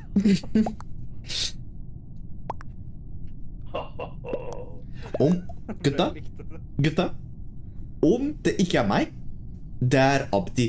Karen var den første som våta på meg. Instantly han våta på meg. Kast ut Abdi etter meg. No. Jeg har ikke sagt noe. He don't even talk to his mama. The nerve of this nigga, man. He might be on the spectrum. Shit. Tell him I pass. Don't tell him I talk. This is good shit. I gotta go. I love my children. I love them to death. I hate feeling like I failed them, though, because me and their mother didn't work out. I wanted to give my children a 2-parent household like I grew up in. My parents were married almost 40 years. I wanted that for my children, and it's not going to work. And I tell you this, if you're out there co-parenting and raising your children with somebody and y'all aren't together, always respect the other parent, because you never know what can happen. I had to learn this the hard way. A little bit after my son was born, due to complications of giving birth, the mother of my children lost a ton of blood and went into a coma. And because she was raised Jehovah's Witness, her mother went into a blood transfusion to save her life because it's against their religion. And because we were not married, I had no say on whether the doctors could save her life or not. And I started thinking about all the little petty shit that I was doing that was keeping us from being the best parents we could be. And now I'm looking at her in a hospital bed thinking, damn, I would have never done any of that if I had thought for 1 second that you could possibly fucking die. And leave a nigga full custody? Like, I was so scared. She got 2 kids by myself. I'm not that kind of nigga, bro. I was scared. And for real, yo. But she survived it. Won't he do it? Listen. God will not put more on you than what you can handle. He won't do it. It's my testimony. Me and her rarely saw eye to eye. Even with our first child we did. When she found out she was pregnant with our daughter, she came to me and she was like, Ryan, I'm pregnant. And just so you know, I'm not keeping it. Now, I'm raised Southern Baptist. I don't believe in abortions. I told her, I was like, look, I think God gave us this child for a reason. I think we'll be amazing parents. And she was like, Ryan, I respect how you were raised, but I was just telling you as a courtesy. At the end of the day, it's my body, my choice. And she's right. Ladies, it is your body, your choice. Fellas, don't ever forget, it is their body, their choice. I don't care what the Supreme Court says. No man has the right to tell a woman what to do with her body. I understand this. I do. And I didn't want her to feel like I didn't. I just wanted her to hear the other side of the argument. I just felt like that it was fucked up because I helped you make this child, yet I have no say on whether this child lives or dies. As someone who wants to be a parent, I felt like it was a fucked up position to be in. And she was like, Ryan, that does sound like a fucked up situation to be in. That's why I'm glad that's not my situation. And even though I understand it's her body, her choice, because she loved me, she went ahead and had my children anyway, even though that's not what she wanted for her own life. And I've been a parent for almost 9 years, and I can tell y'all from the bottom of my heart, I know what the fuck I was talking about. Listen, nigga, it is her body, her choice. If she want to get rid of that little nigga, man, off with his head. Nigga, I don't know what it is. I don't know. Maybe they can feel the evil. They know it ain't supposed to be here. You gotta trust them. Jeg skal vise. And now, you know, like I said, I want to give my children a 2-parent household. And it's not gonna work out with their mom. For Christmas. Like 3 years, but it's not working because, you know, I'm learning a lot about myself. I'm learning that I don't want to make children. I'm done making children. So that changes my dating pool. That means I can't date women who also want to make children. You know, I have to date women who don't want to make any children, which means mostly that leaves me to dating women who already have children. Because women with children understand why you shouldn't have children. Only problem with that is, if I'm being honest, and it's not because they have children. It's just I don't want to the standard they set for the man that they want. Women with children say things that make no sense to me. They say things like, Ryan, I want you to love my child. As if they're your own. How can I love a man who loves me just a day? Like I love my children. It don't make sense. It doesn't. I see, I love my children to death. Literally, I will give my life if that means that my children will live on. You think? You see how I don't even have to finish that for a lot of y'all? That's a hell of an ass. That is a hell of an ass. You want me to give my life for a friend of a friend. This is a ridiculous ass. And I know some people that are bored, but I'm not giving you the right example, so let me give you a better example, okay? Let's say I'm out, right? And it's her kid, me, and my kid. And for some reason, a gunman comes out of nowhere, and he's like, look, I don't want any money, but one of you niggas gotta die. Guess who's about to get shot? Now, if you're a politically correct person, your first thought is, Ryan, you gotta die. You gotta take this bullet to save these children.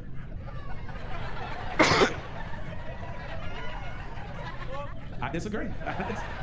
And I only disagree based on the standard she set. She said, I am to love her children as if they're my own, which means she's supposed to love mine as if they're hers, which means we are a family.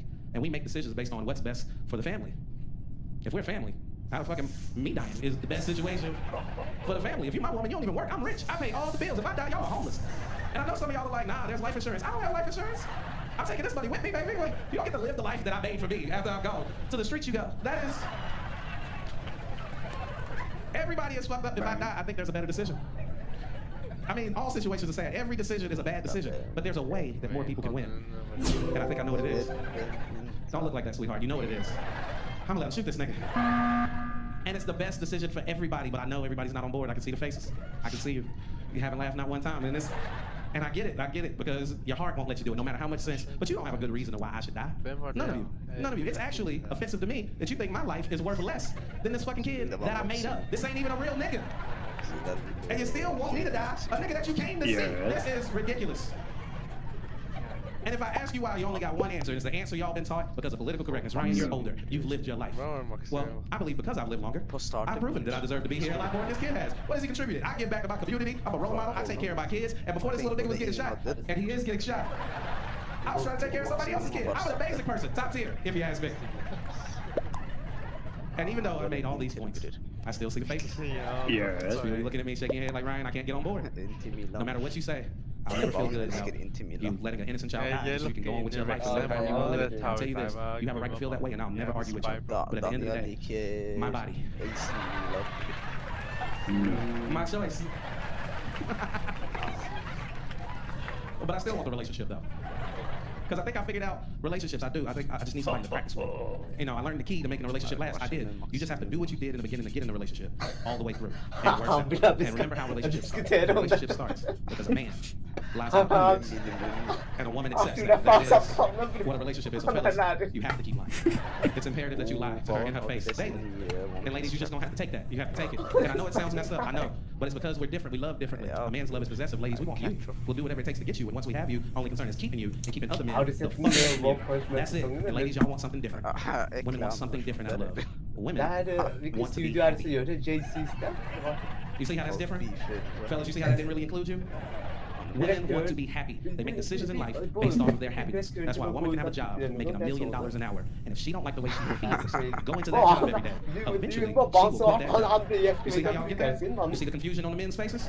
Because all they heard was, these niggas pay $1 million an hour. I don't give a fuck what they do down there at that job. I'll see you niggas Monday. That's how we work. We're different. But because they prioritize happiness, fellas, that's why they get to be happy. She gets to be happy, all right? And some men have figured this out. They get to be married a long time. You ever talk to a man who's been married a long time? Ask him what's the key to his marriage. He'll tell you, happy wife, happy life. That nigga don't say nothing about honesty. You've never talked to your grandfather and he'd be like, keep it real with a young blood. They love that shit.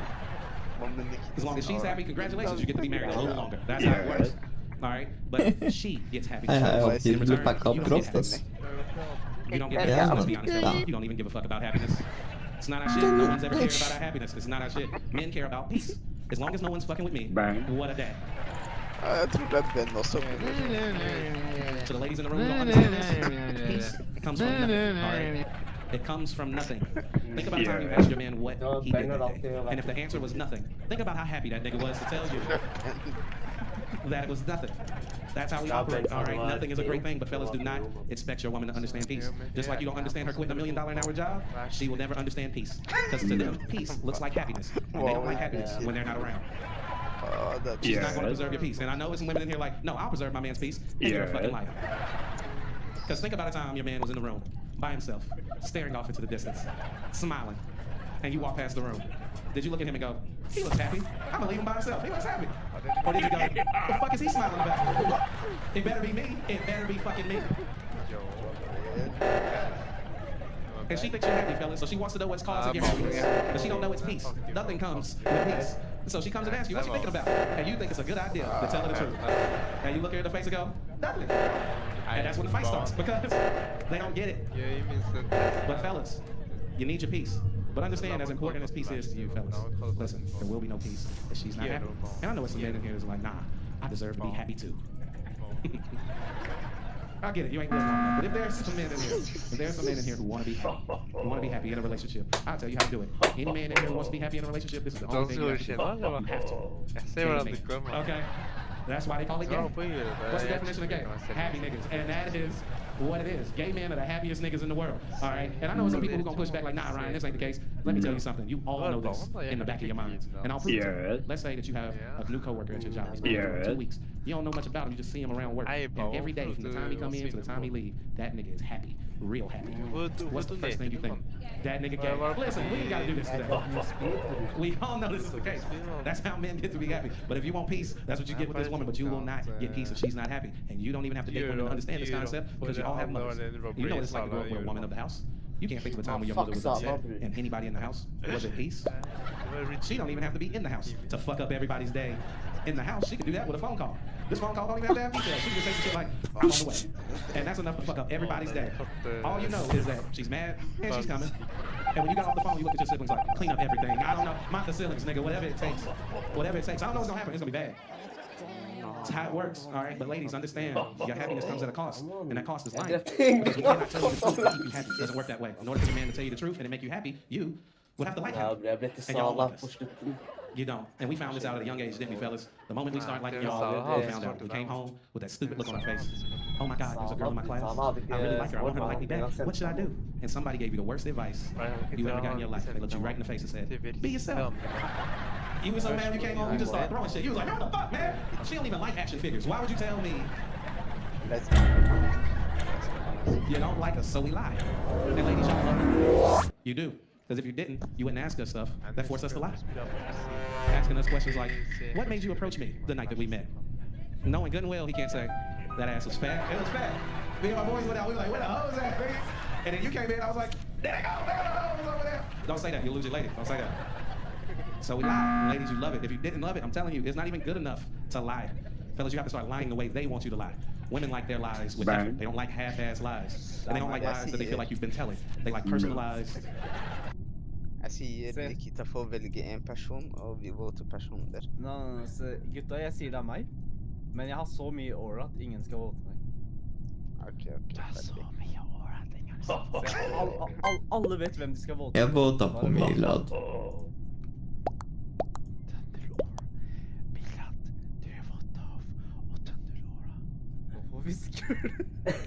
Karen skal få belte om han snakker høyere.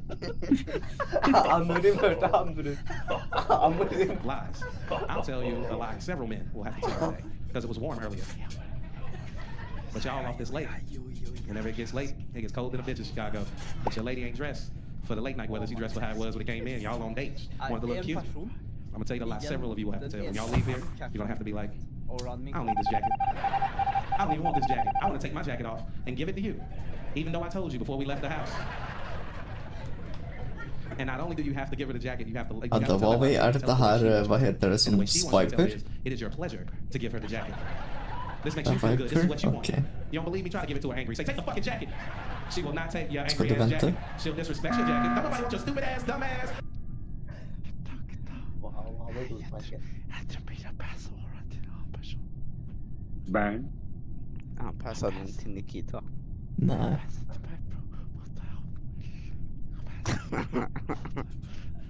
Han passer til deg? Ja, man. Jeg kan ikke tro at dere hører. Det er faktum at dere kan høre meg. Men de er ikke året, man. Jeg må skru det. No. Jeg må skru. Dere ser stemme. Og maksimere min åra. Infinite åra. Hvis du visker du er gay. Jeg må viske at du alltid må viske at du vant.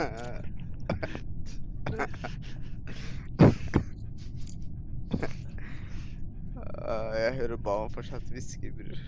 Hører du? Jeg hører.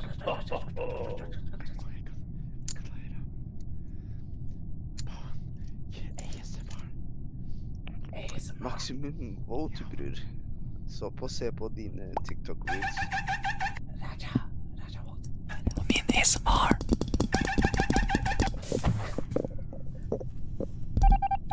Det der var veldig bra i ørene mine, hvem som gjorde det. Fortsett. Ei.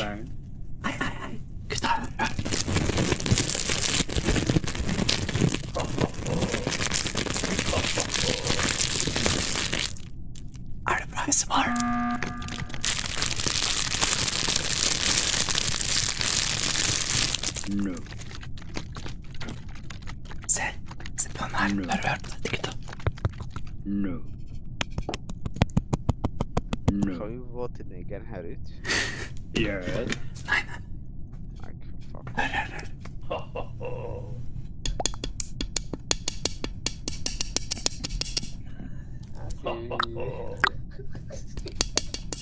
Are you a good boy? I think you're a good boy.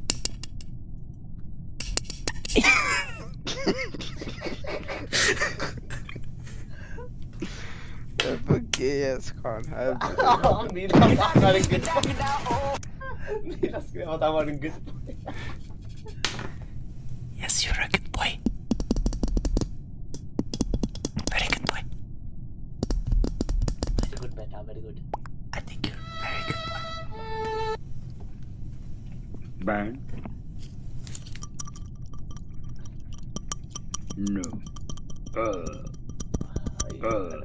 Jeg går tilbake til YouTube. Sami. Ayo, kayak ble alle med den kabarten og ayo. Nei, gutta, hva faen? Jeg er detektiv. Jeg kunne løst case.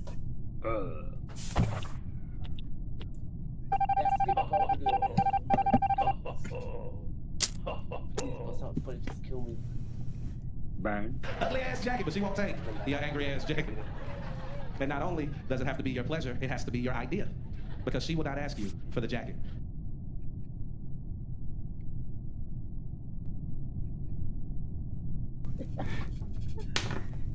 Yes, you're a good boy. Very good boy. Very good, Beta, very good. I think you're very good boy. Burn.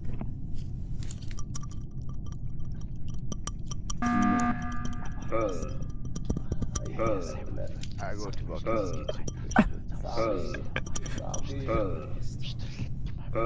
Burn.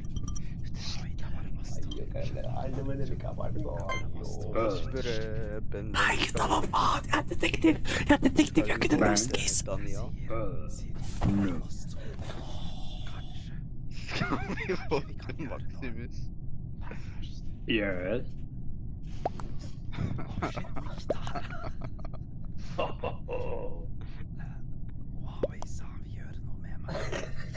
Og hva er det hva vi skal gjøre med?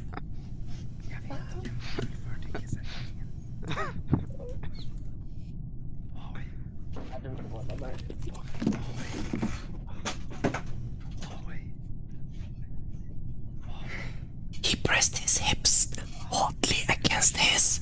Do you feel how I need you? From Huawei. Alternatively.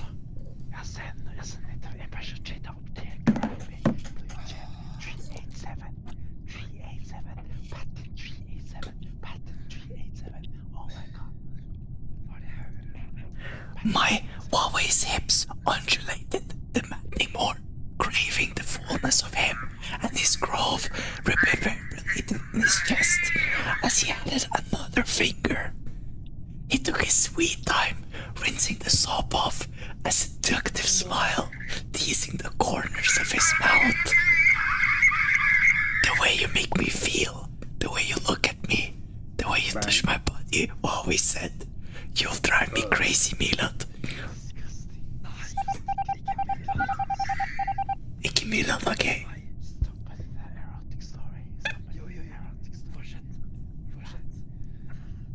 You pleased me, my love, and now I'm pleasing you so much.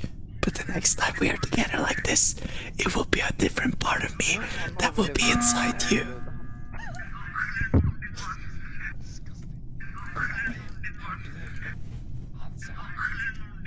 Burn. Hvorfor er jeg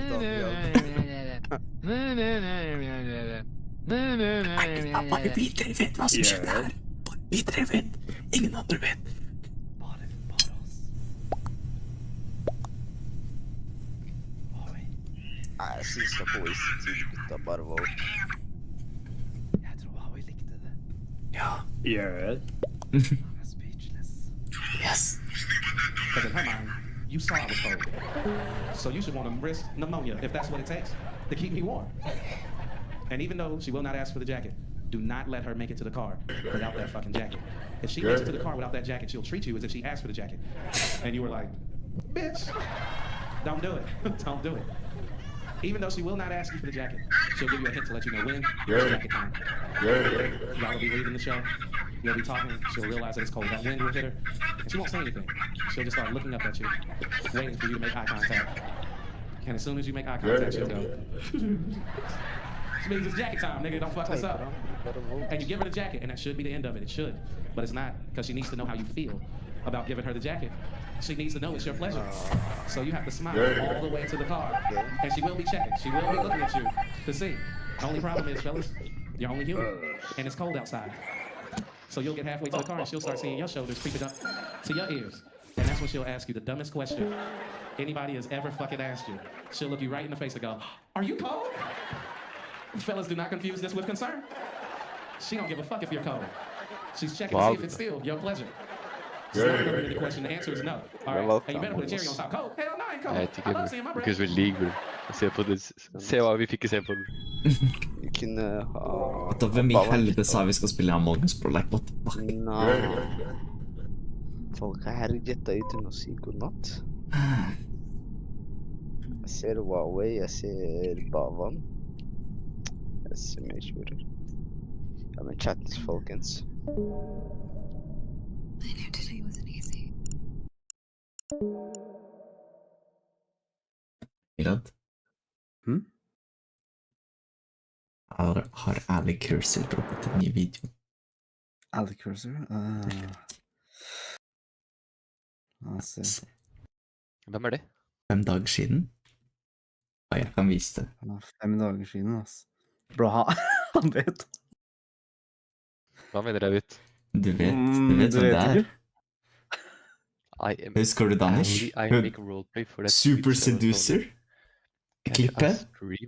Nei, vi må gatekeepe det, man. Nei, han vet. Danish, husker du Super Seducer-klippet? Der hun spilte Super Seducer, en VTuber. Og det bare, vent, er ikke det r/girls gone wild? What? Nah, no, it's not clueless. Bro, Mirad. No. Mirad vet, man. No. Jeg vet om hva da? Vent, gi meg 2 sekunder. No. No. Ja da, hva skjer, Raja? Kanskje ta på soundboard, man. Tror han er morsom. Gøy. Karl har oss ventet der, bror. Karl står stille også.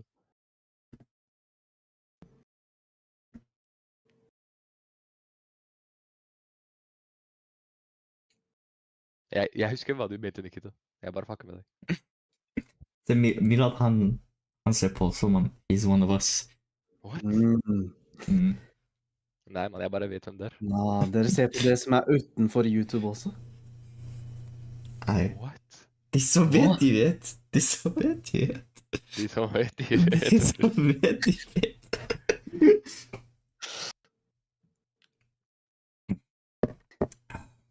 Svarse gutta, dere vil ikke sove? Gass. Hvem er det? Er det Raja, eller er det deg? Nei, det er Raja, bror. Ok. Jeg har tatt på den sånn 100 ganger nå, bror. Skal spille A-Ram Mayhem, eller? Ja, kan. Jeg er down. A-Ram Mayhem? Jeg må gå på do da, hvis vi skal spille one set. Ja, bare, hvis dere vil, bror. Eller vil dere sove? Ja, kom. La oss vinne i hvert fall en gang, man, før vi sover. Ja, de skal bli jelly, bror.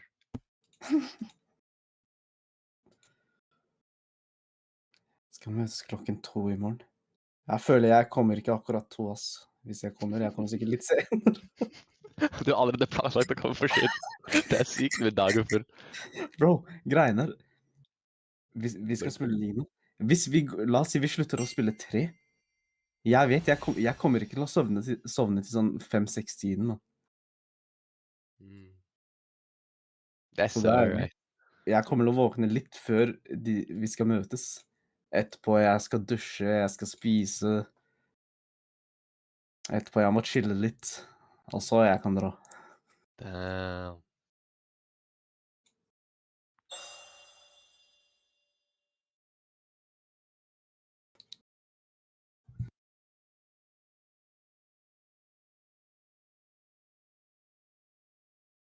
brettspill. Det er så lenge siden jeg har spilt brettspill, men...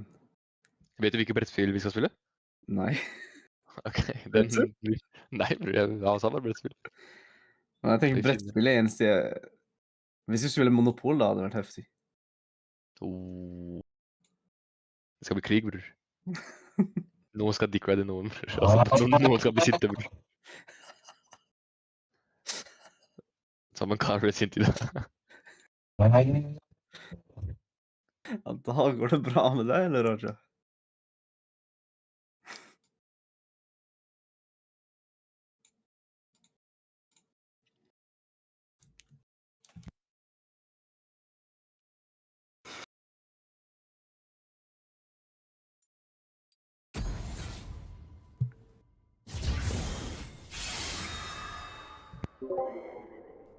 Vi er her.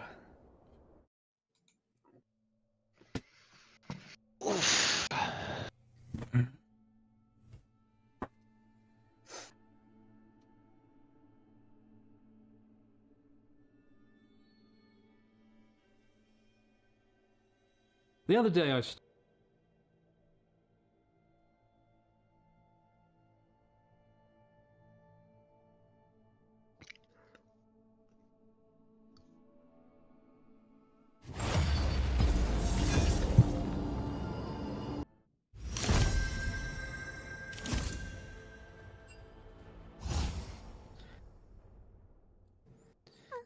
Hvem er mer OP? Olaf? Vent. Bare la meg takke Sante, mann. Du vil spille gay Sante? Han er ikke gay, mann. Han er lina seg. Bavan sa han ikke er gay. Så Raja sa også han er. Veldig morsom. I'm no hero, just a yordle with a hammer. Jeg sier man kan bli alt det du tenker han. Man kan bli, ass.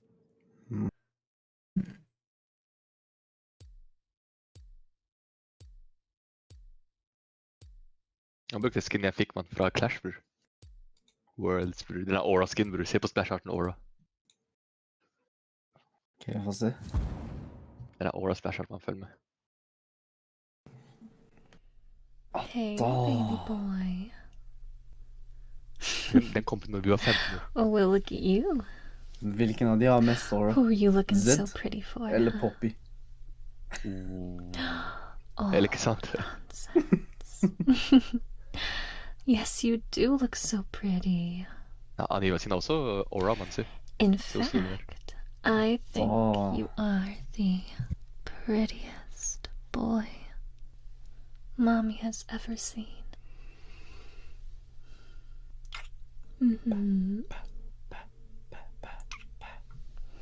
Of course I think so, baby boy. Oh, what's wrong? Hey, can you look at Mommy?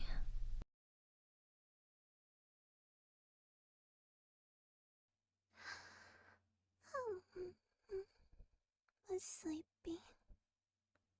You haven't slept yet? Is something keeping you up? Don't worry about me. Got me some hammer accessories. Let's just sing calming things. So,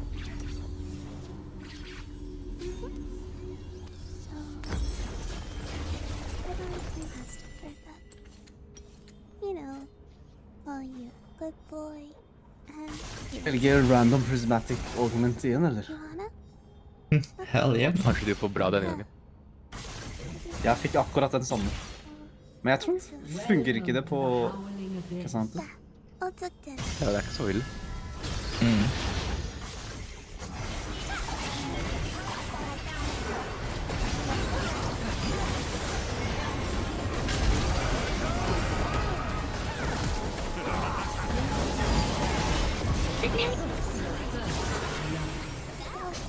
Got him, boys.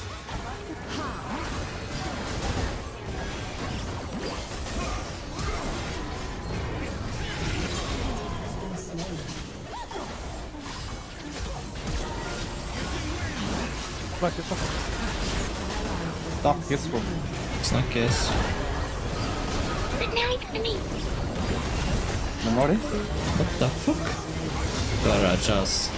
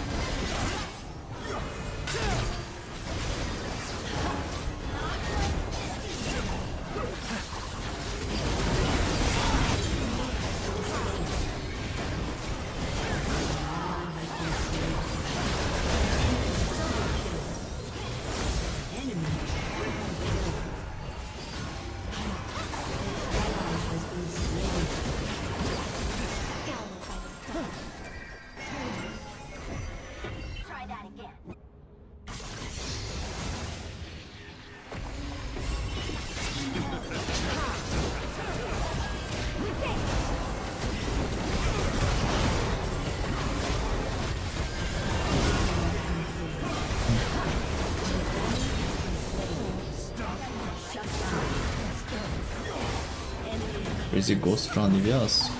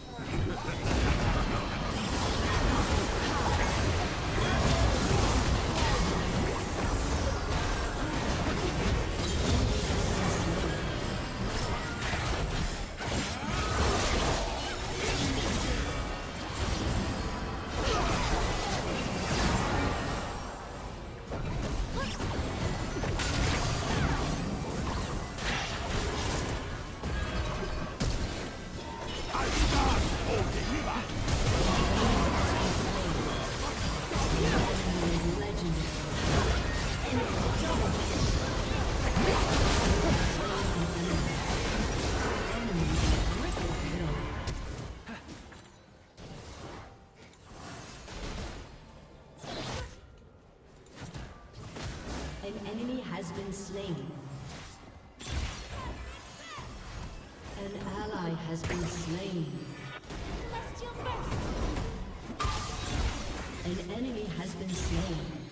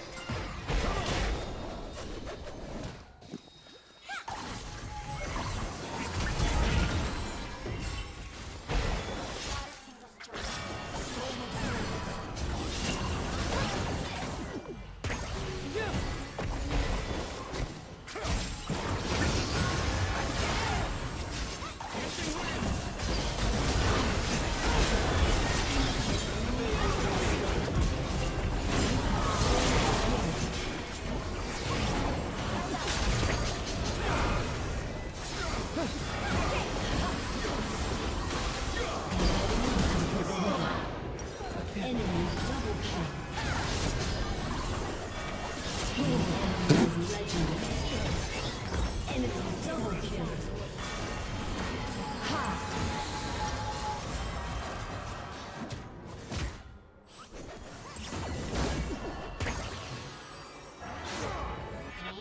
hero?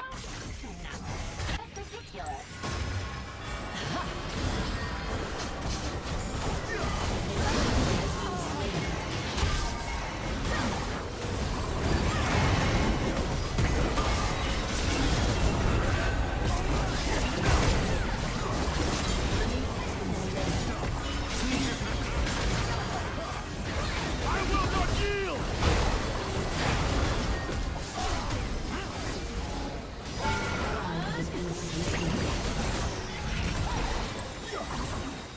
An enemy has been slain. An ally has been slain. An enemy has been slain.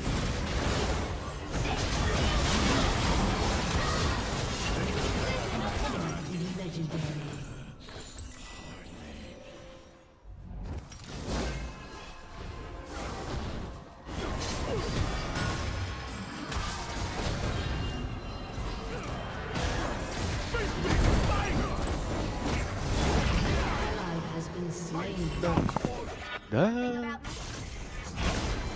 Consumed by the storm. Inside.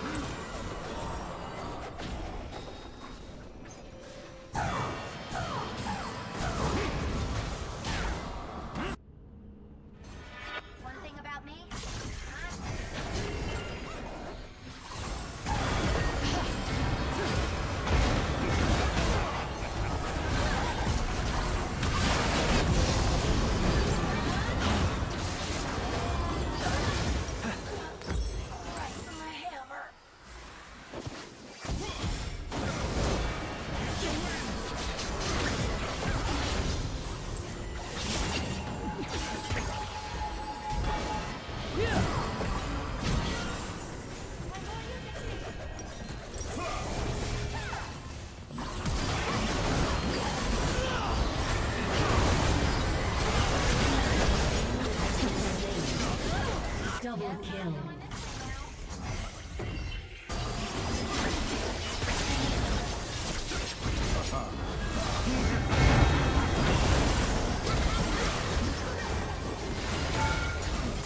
He has destroyed a turret.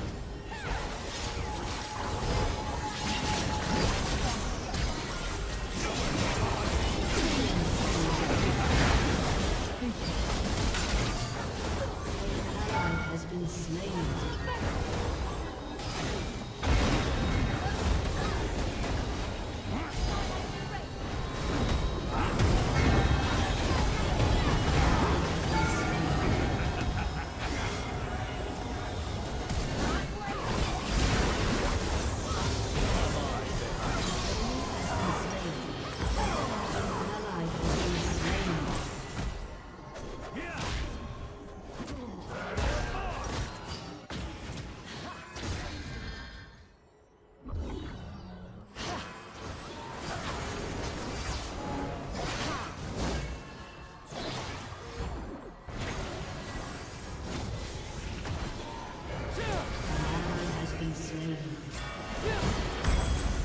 Your turret has been destroyed.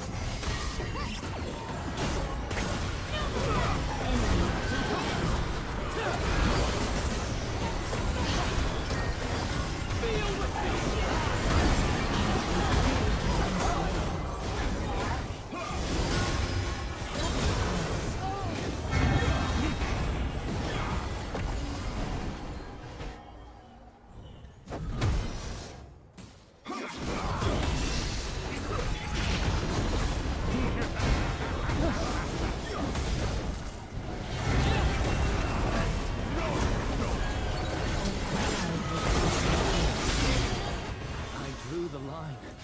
You crossed it. Face your fear.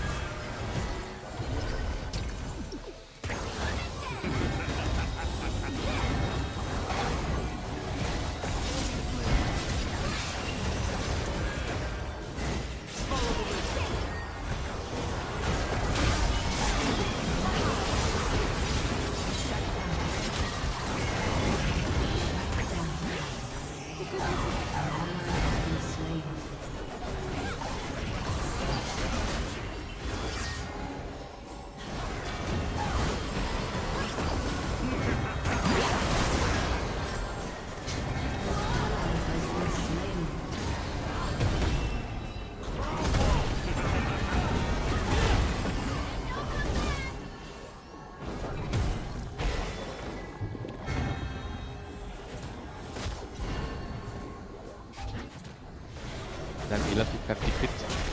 Var ikke sant det? Nei, det var random gold document, ass. Ja, det var random.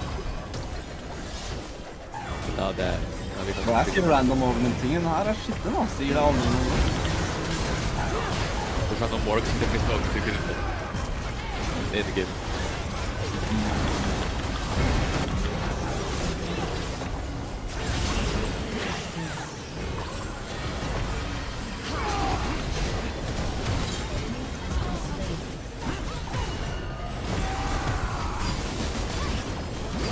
Vil jeg nå? Hvorfor tør du ikke? Jeg bare trykker, jeg spammer alle abilitysene mine. Jeg gjør ikke noe annet. Det kukka der jo. Takk. Det er uheld.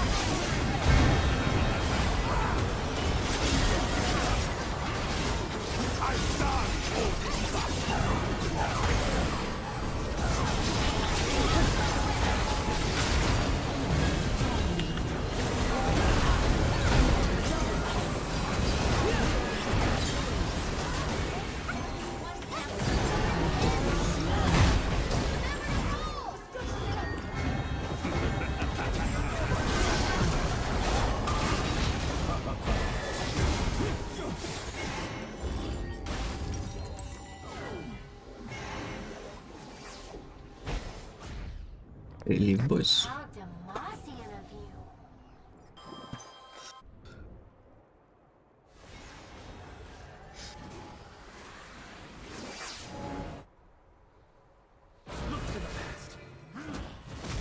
An ally has been slain. Okay, Hvordan har du sykt liv? Ja, det er sjakk.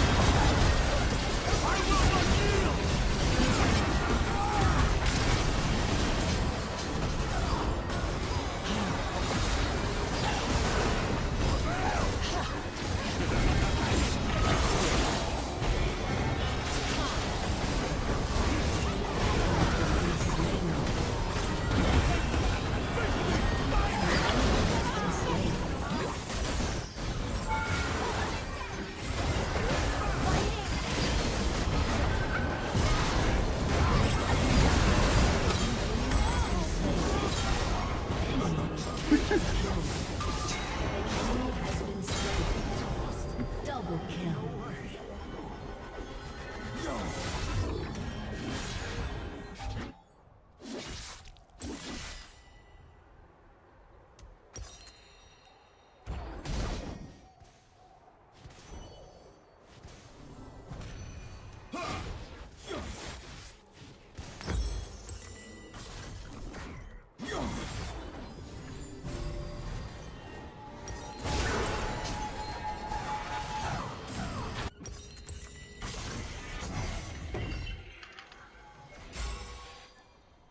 Killing spree.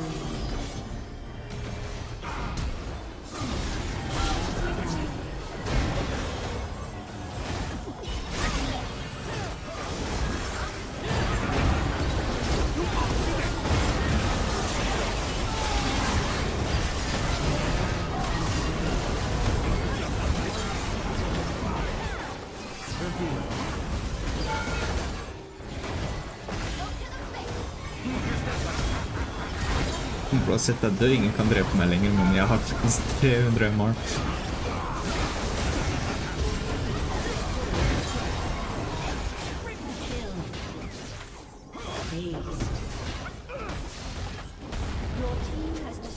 Kita jätkät ability, niin ne kan kvitte på den, bror. Vi har infinity edge och sånt, bror. Och vi kan kvitte ut, vi kan kvitte in. Crazy crit, alltså. Crazy crit. Han har fattat det, vi kan kvitte fortsatt. Ser vi död.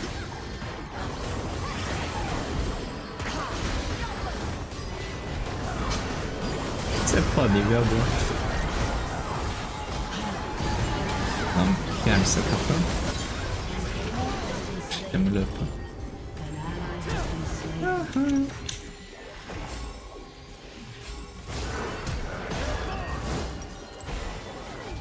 Run, Nikita, run! know what I could use? Ikke det er jeg som må løpe her, ass.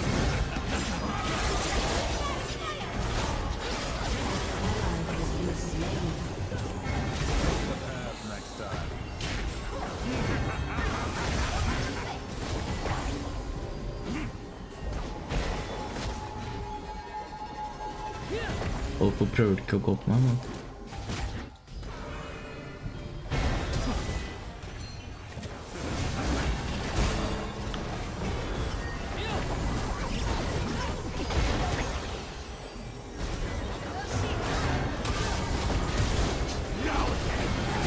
Og så at det skal på crazy.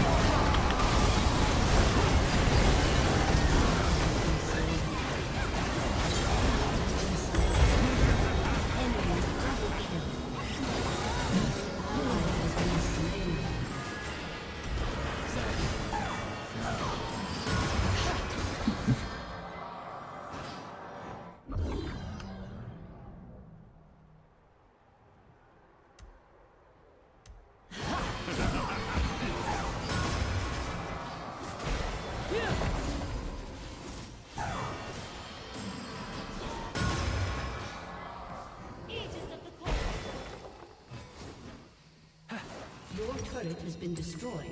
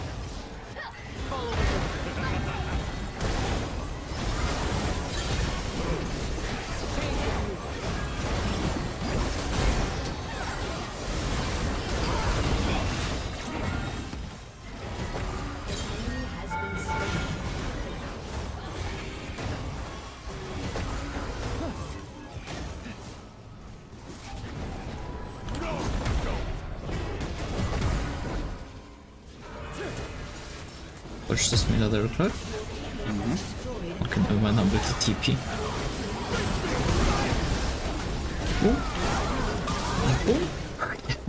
Ja, min.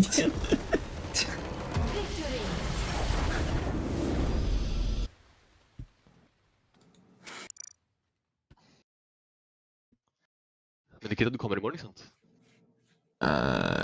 Real life? Ja, bror. Sikkert real life, ass. Hvorfor ikke, bror? Det er lørdag, bror. Ja, gutta. Alle skal komme. Gutta skal samle. Vet du hvor vi mangler Nikita? Det er ikke gøy, da. Det går fint, det går fint. Kanskje en annen gang. Hvorfor ikke, bror? Shit å gjøre. Veldig mye shit å gjøre. Hva da, bror?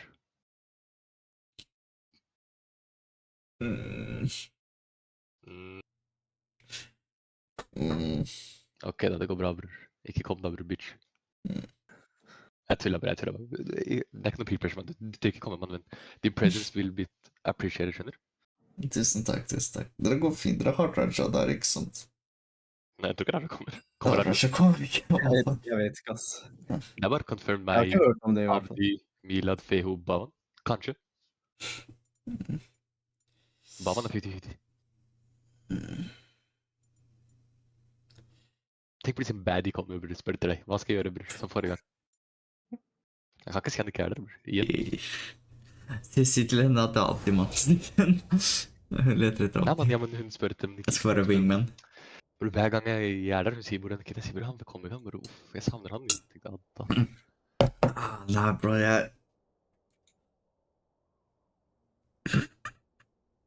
Hva skal jeg si denne gangen, bror? Karen vil ikke, bror. Jeg hadde lyst til å si... jeg vet ikke. Jeg savner ikke henne, altså. Men ja... Hva skjedde? Du vet... You need two people to tango, you know? Like, det er veldig enkelt å være sånn, yeah, I'm like bitch magnet, jeg har så mange liksom folk. Men liksom, om du vil ha sånn ordentlige relationships, det er liksom to folk må putte effort inn i det. Ja, så hun putter effort, hun kommer til deg, men du kommer ikke, bror. Du putter ikke effort, bror. Fordi... Du gaslighter meg. Ok, ja, men det var du som sa det, bror. Du sier ikke kommer, hvem er det som ikke tango da? Jeg vet ikke, mann. Jeg føler jeg er bare skitsur.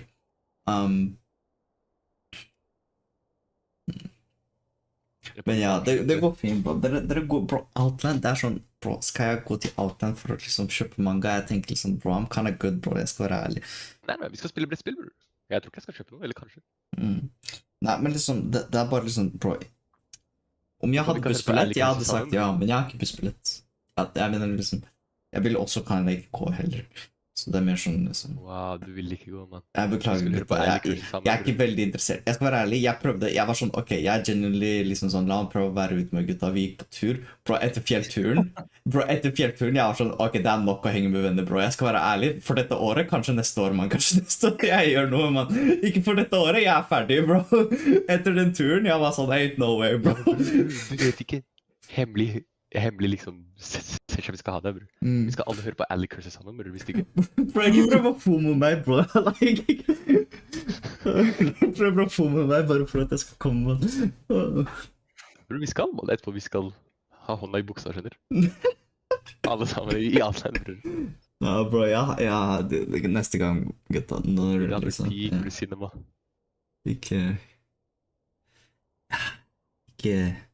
Ikke høst, ass, ikke høst. Okay, men i vinter? Vinter kanskje, ja. I vinter er åpent.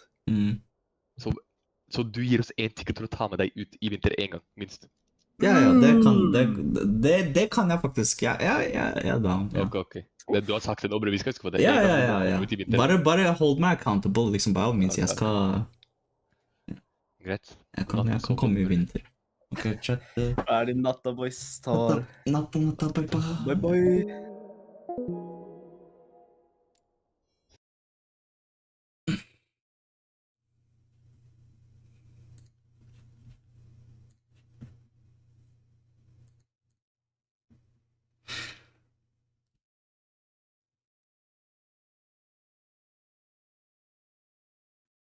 Mm.